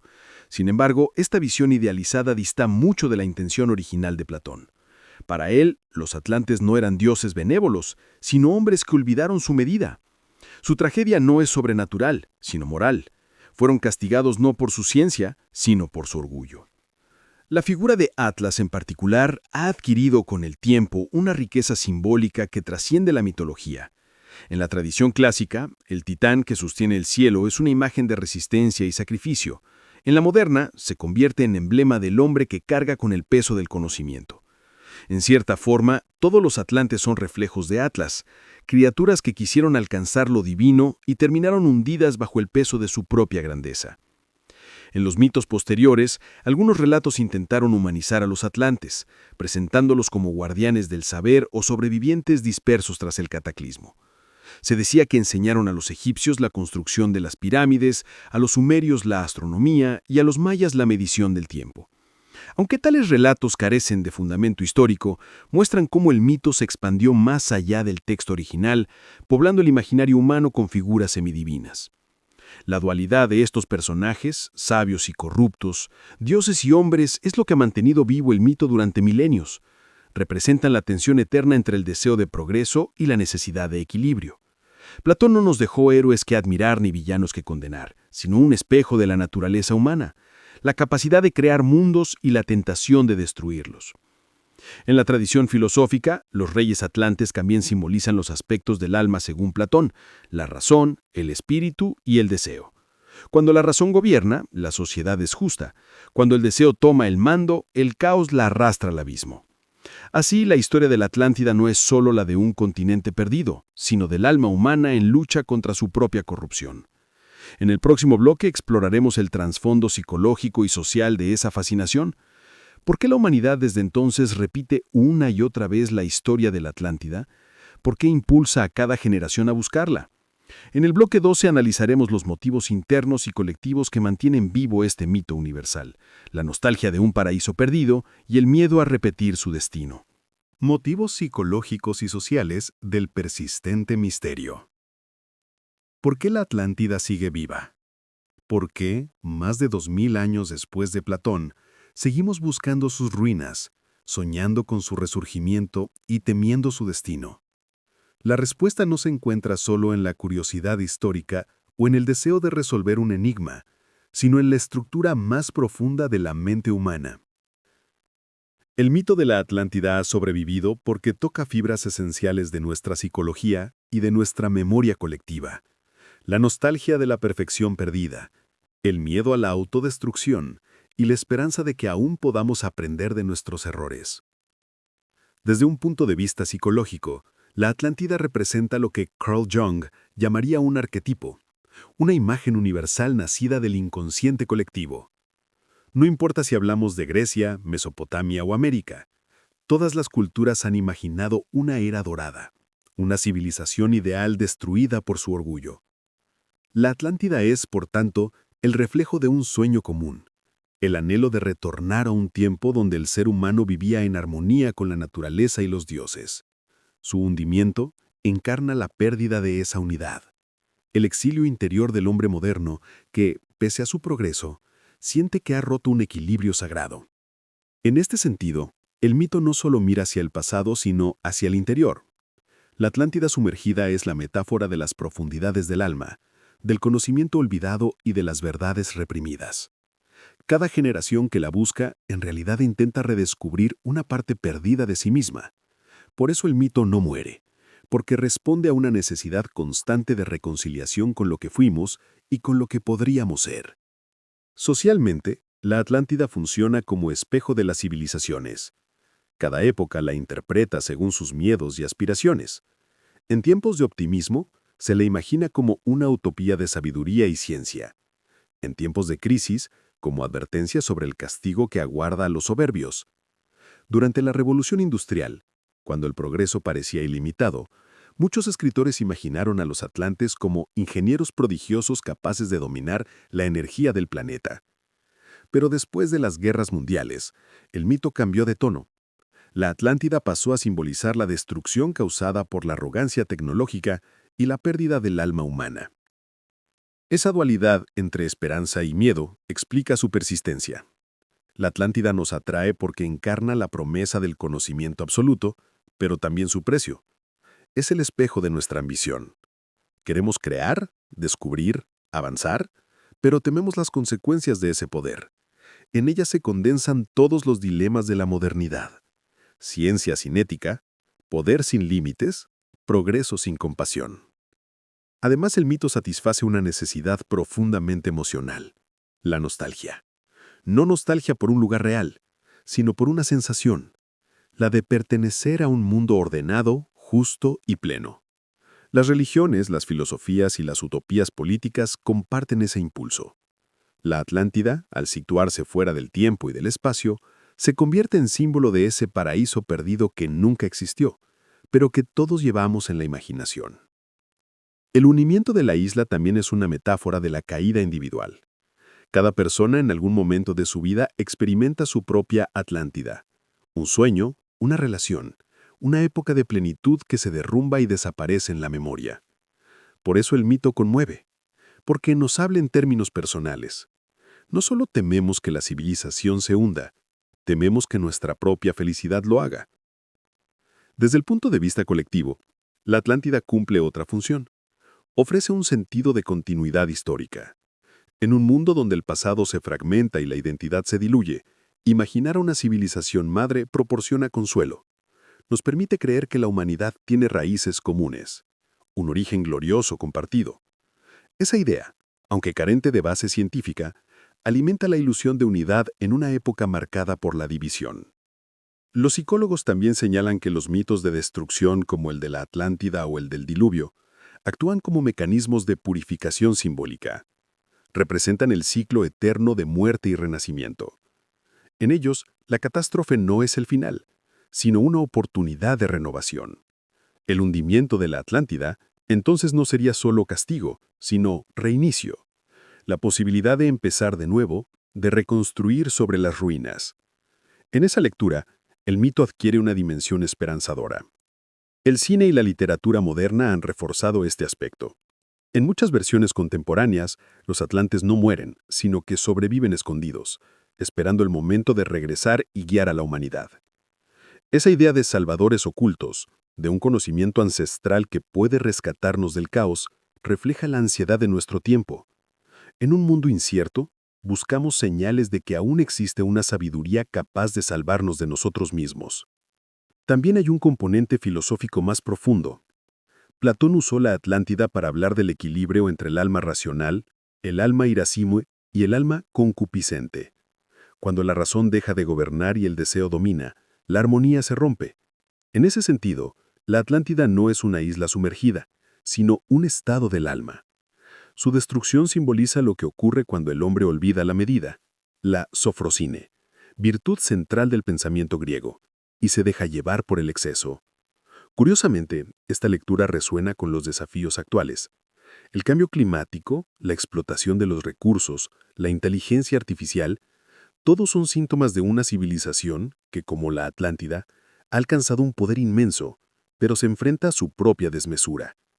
No es casual que el mito haya reaparecido en debates contemporáneos sobre sostenibilidad y ética tecnológica. Cada vez que la humanidad se ve al borde del abismo, la Atlántida emerge como advertencia. En última instancia, la persistencia del mito se debe a su capacidad para adaptarse a la psicología humana. Habla de pérdida, pero también de esperanza, de destrucción, pero también de redención. Nos permite imaginar un pasado glorioso y al mismo tiempo nos obliga a mirar hacia el futuro con humildad. La Atlántida, en el fondo, nos fascina porque se hundió, sino porque creemos que aún podría volver a emerger. Y quizá, en cierto modo, lo hace cada vez que reflexionamos sobre su mensaje.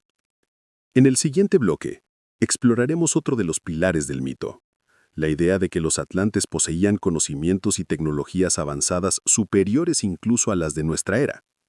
En el bloque 13 veremos cómo esta creencia ha sido interpretada desde la ciencia hasta la ficción como símbolo del poder, la arrogancia y el misterio del conocimiento perdido. Tecnología, ingeniería y mitos de una civilización perdida. Desde los primeros lectores de Platón, la descripción de la Atlántida ha inspirado una pregunta irresistible. ¿Cómo pudo una civilización tan antigua poseer semejante nivel de desarrollo?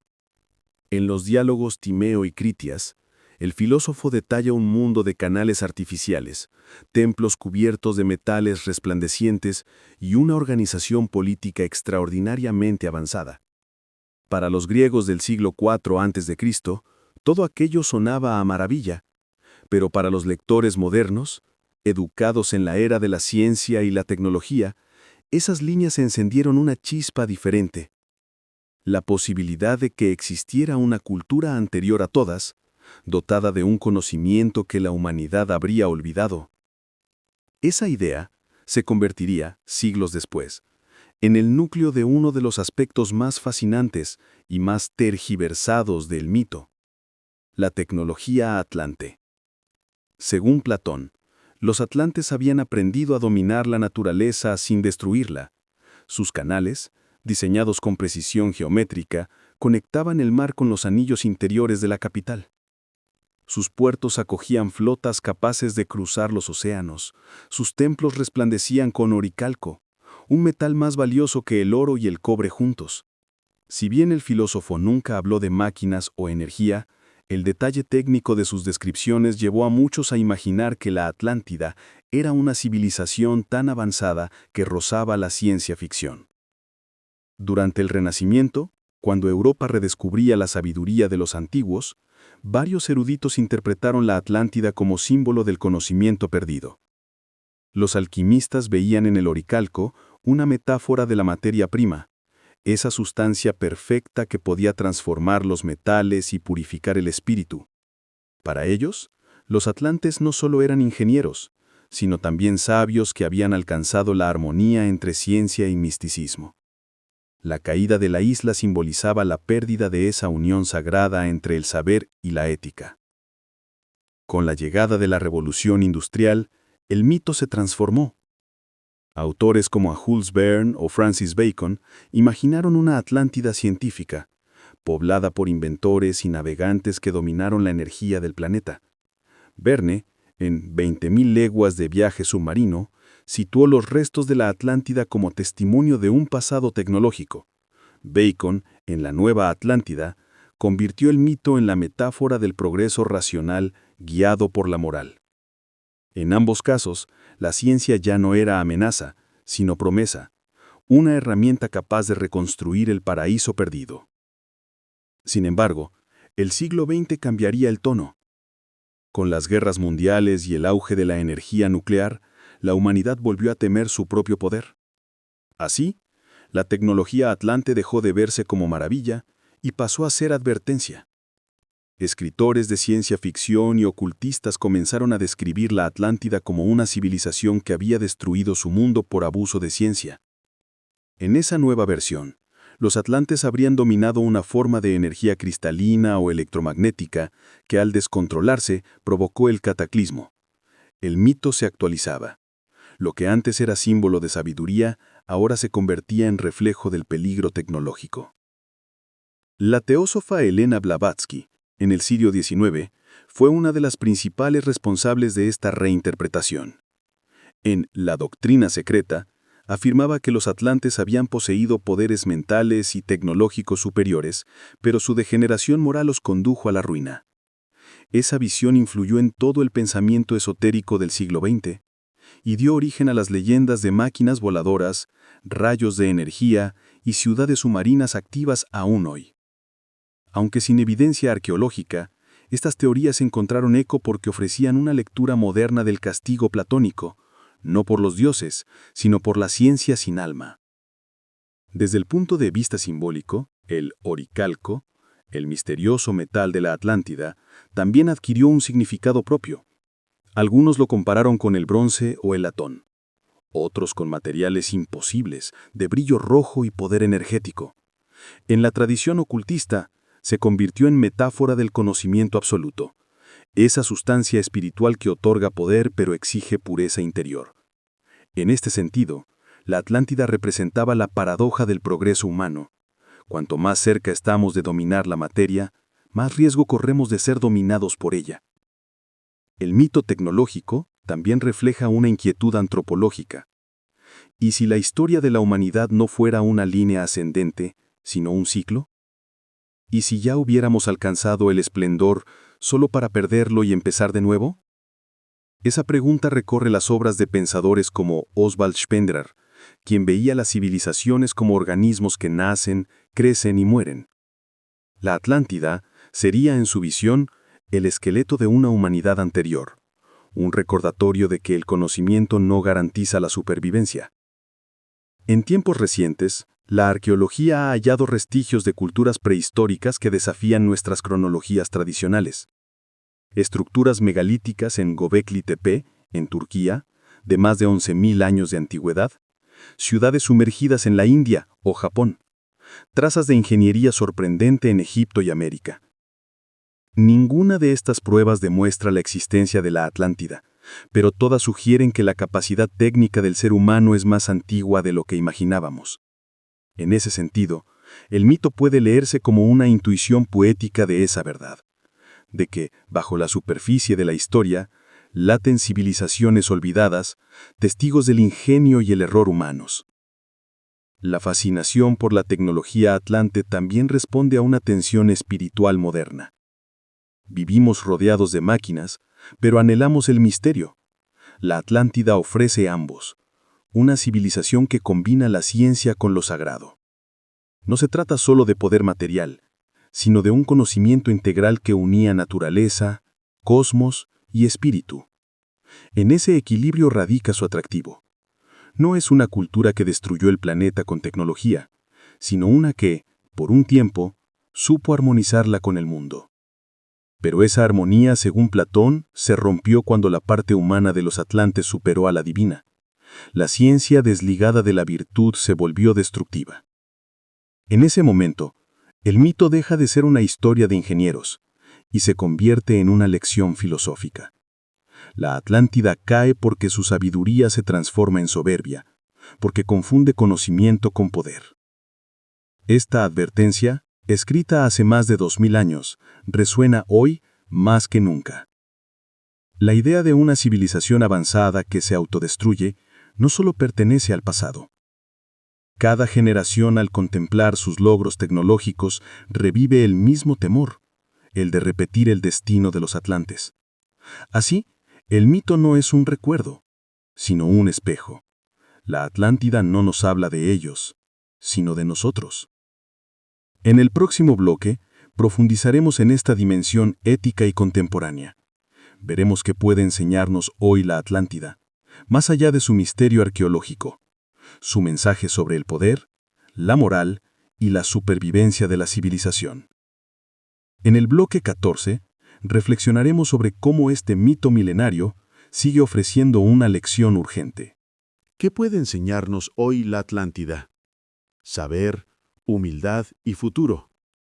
A pesar de su antigüedad, el mito de la Atlántida sigue hablando con una claridad sorprendente al mundo contemporáneo.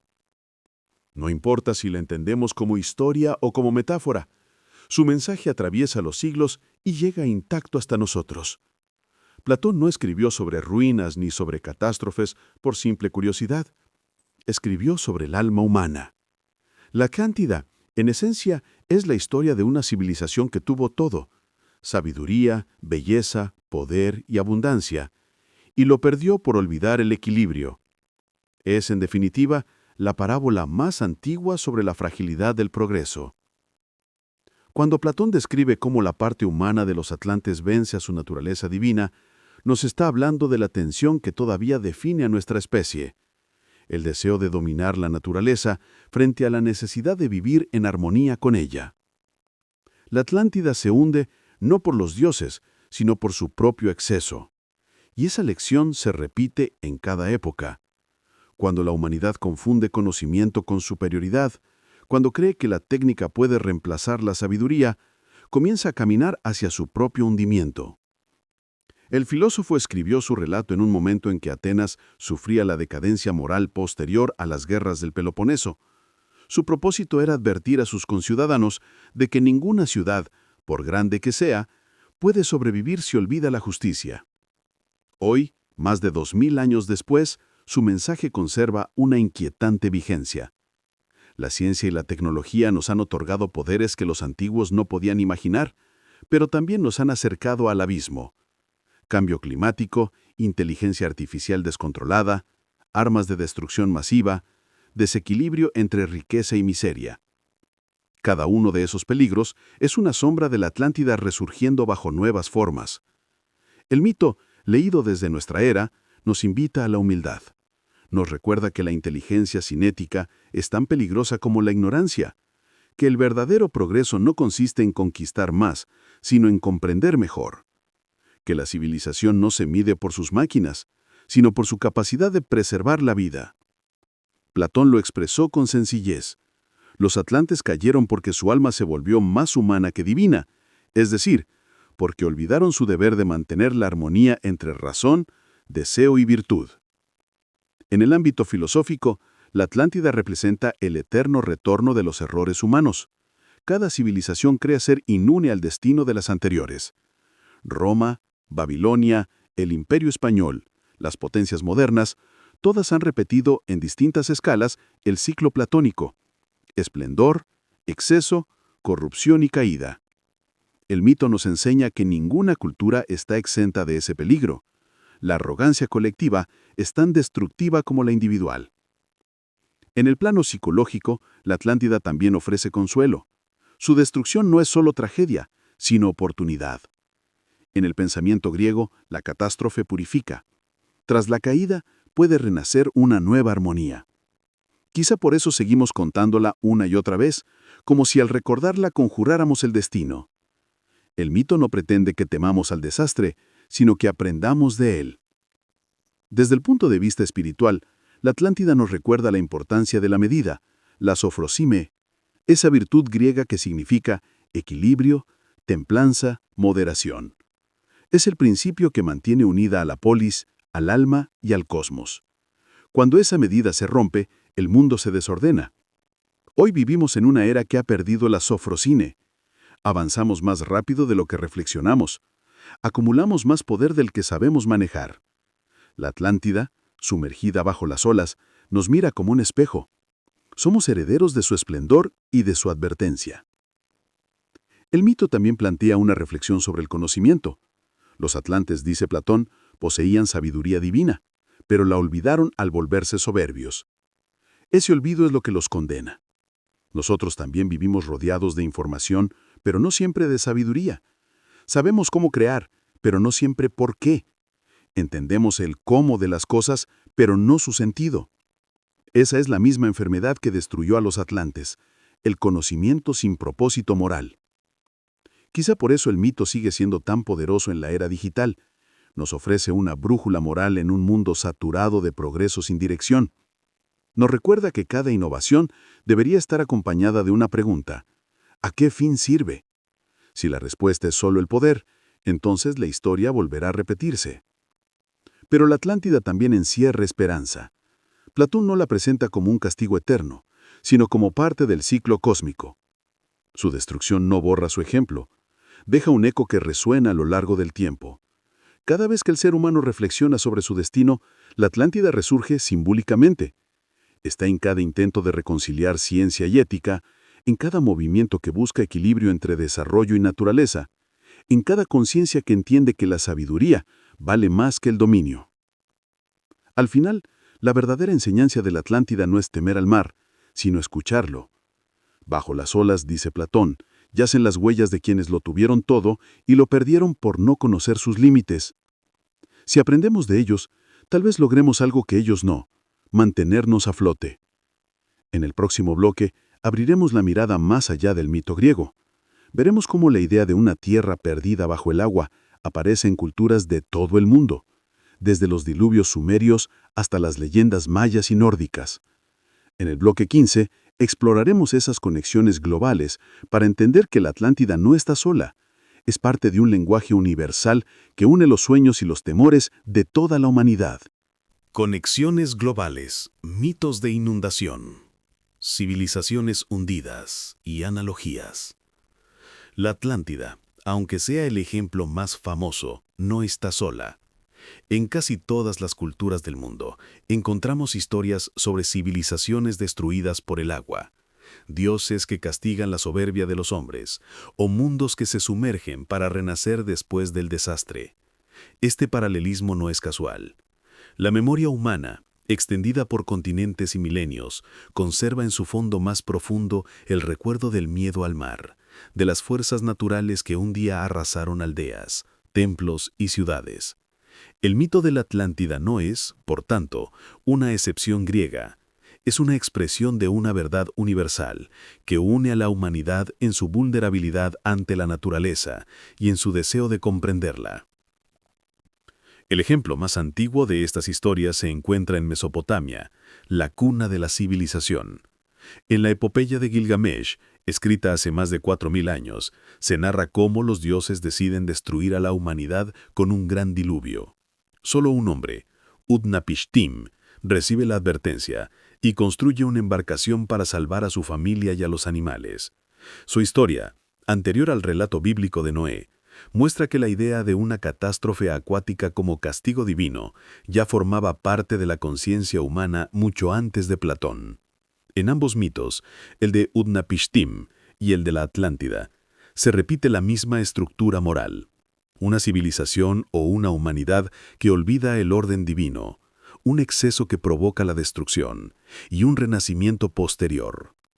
Los antiguos egipcios, de donde según Platón procedía la historia de la Atlántida, también tenían mitos de destrucción cíclica.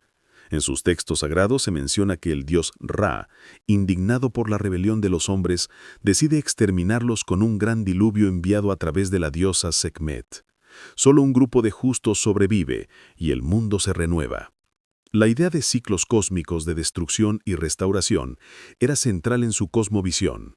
La muerte no era fin, sino transformación. Este principio se refleja en la misma estructura del mito atlante, donde la caída de una civilización se convierte en lección para las siguientes. En el subcontinente indio, los Vedas de los Puranas describen historias similares. El dios Vishnu, en su forma de pez Matsya, advierte al sabio Manu de un diluvio que destruirá el mundo. Manu construye una embarcación y repuebla la tierra después del desastre. En algunas versiones, antes del cataclismo, existía una ciudad resplandeciente sumergida por los mares. La tradición hindú no habla de castigo, sino de ciclos eternos. El universo se destruye y se renueva en un ritmo sin principio ni fin. De ese pensamiento deriva la noción de yuga, una era cósmica. Cada civilización que desaparece prepara el camino para la siguiente. Las culturas de América también guardan sus propios ecos de la Atlántida.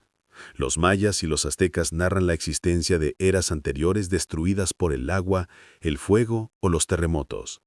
En el Popol Vuh, texto sagrado de los mayas quichés, los dioses destruyen a los hombres de madera con una gran inundación porque no mostraban respeto a su creador. Entre los mexicas, la leyenda del cuarto sol cuenta cómo una humanidad entera pereció en un diluvio antes de que surgiera la actual. Estas historias, aunque separadas por océanos, comparten la misma idea que Platón expresó en su Critias. La soberbia humana provoca el desequilibrio, y la naturaleza restablece el orden. En el norte de Europa, los pueblos escandinavos también hablaban de tierras sumergidas. La mitología nórdica menciona el Ragnarok, la destrucción del mundo mediante fuego y agua, seguida de su renacimiento. Incluso las sagas celtas cuentan la historia de Yggdrasil, una isla mágica que aparecía y desaparecía en el Atlántico, invisible para quienes no estaban destinados a encontrarla. En los mitos celtas, como en los griegos, el mar es frontera entre el mundo visible y el invisible, entre lo que fue y lo que puede volver a ser. En Asia Oriental, las leyendas chinas narran la historia del emperador Wu, quien detuvo las aguas de una inundación divina que amenazaba con tragarse todo el imperio.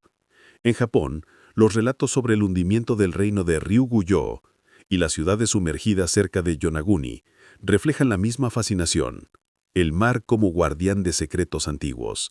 En Oceanía, los pueblos polinesios recuerdan islas que desaparecieron bajo las olas, transmitiendo en canciones orales el recuerdo de migraciones forzadas por el avance del agua.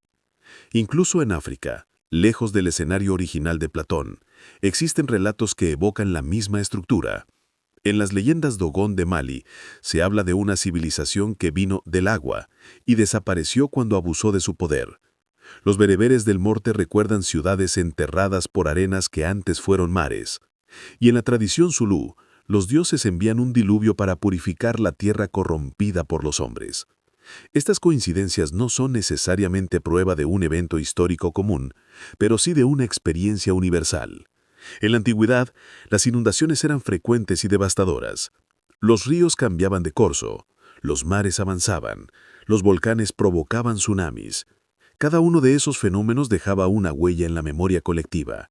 Los pueblos los reinterpretaron a través de su cosmovisión, transformando la tragedia en enseñanza moral.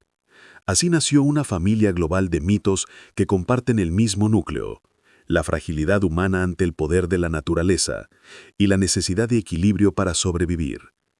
El mito de la Atlántida, al concentrar esos elementos, la corrupción, la catástrofe y el renacimiento, se convirtió en su versión más completa, Por eso ha eclipsado a los demás.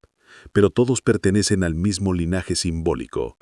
Representan la conciencia ancestral de que la civilización, por avanzada que sea, está siempre al borde del abismo, y que cada generación debe recordar la lección de las aguas. Todo lo que se eleva sin medida termina hundiéndose. En el fondo, estas historias no hablan de destrucción, sino de continuidad. El agua que destruye también purifica. Lo que se hunde puede renacer. Así, la Atlántida no es solo la memoria de un pasado perdido, sino una metáfora del ciclo eterno de la vida y del aprendizaje humano. En la conclusión de este viaje, reflexionaremos sobre lo que queda del mito, no sus ruinas imaginarias, sino su enseñanza viva. En la conclusión final agradeceremos al oyente por acompañarnos en esta travesía por mares de historia, ciencia y alma, y recordaremos que la Atlántida sigue esperando, no bajo las aguas, sino dentro de nosotros. Gracias por acompañarme en este viaje por las aguas del mito y la memoria. Hemos seguido las huellas de la Atlántida desde las páginas de Platón hasta las profundidades de la ciencia moderna, descubriendo que su poder no reside en las ruinas, sino en la lección que deja. Nos recuerda que toda civilización, incluso la más brillante, puede perderse si olvida la medida, la justicia y la humildad. Tal vez la Atlántida nunca existió bajo las olas, pero sigue viva en nuestras decisiones, en cada acto que preserva o destruye el equilibrio del mundo. Si disfrutó esta historia, le invito a dar me gusta y a suscribirse al canal para seguir explorando juntos los misterios del pasado.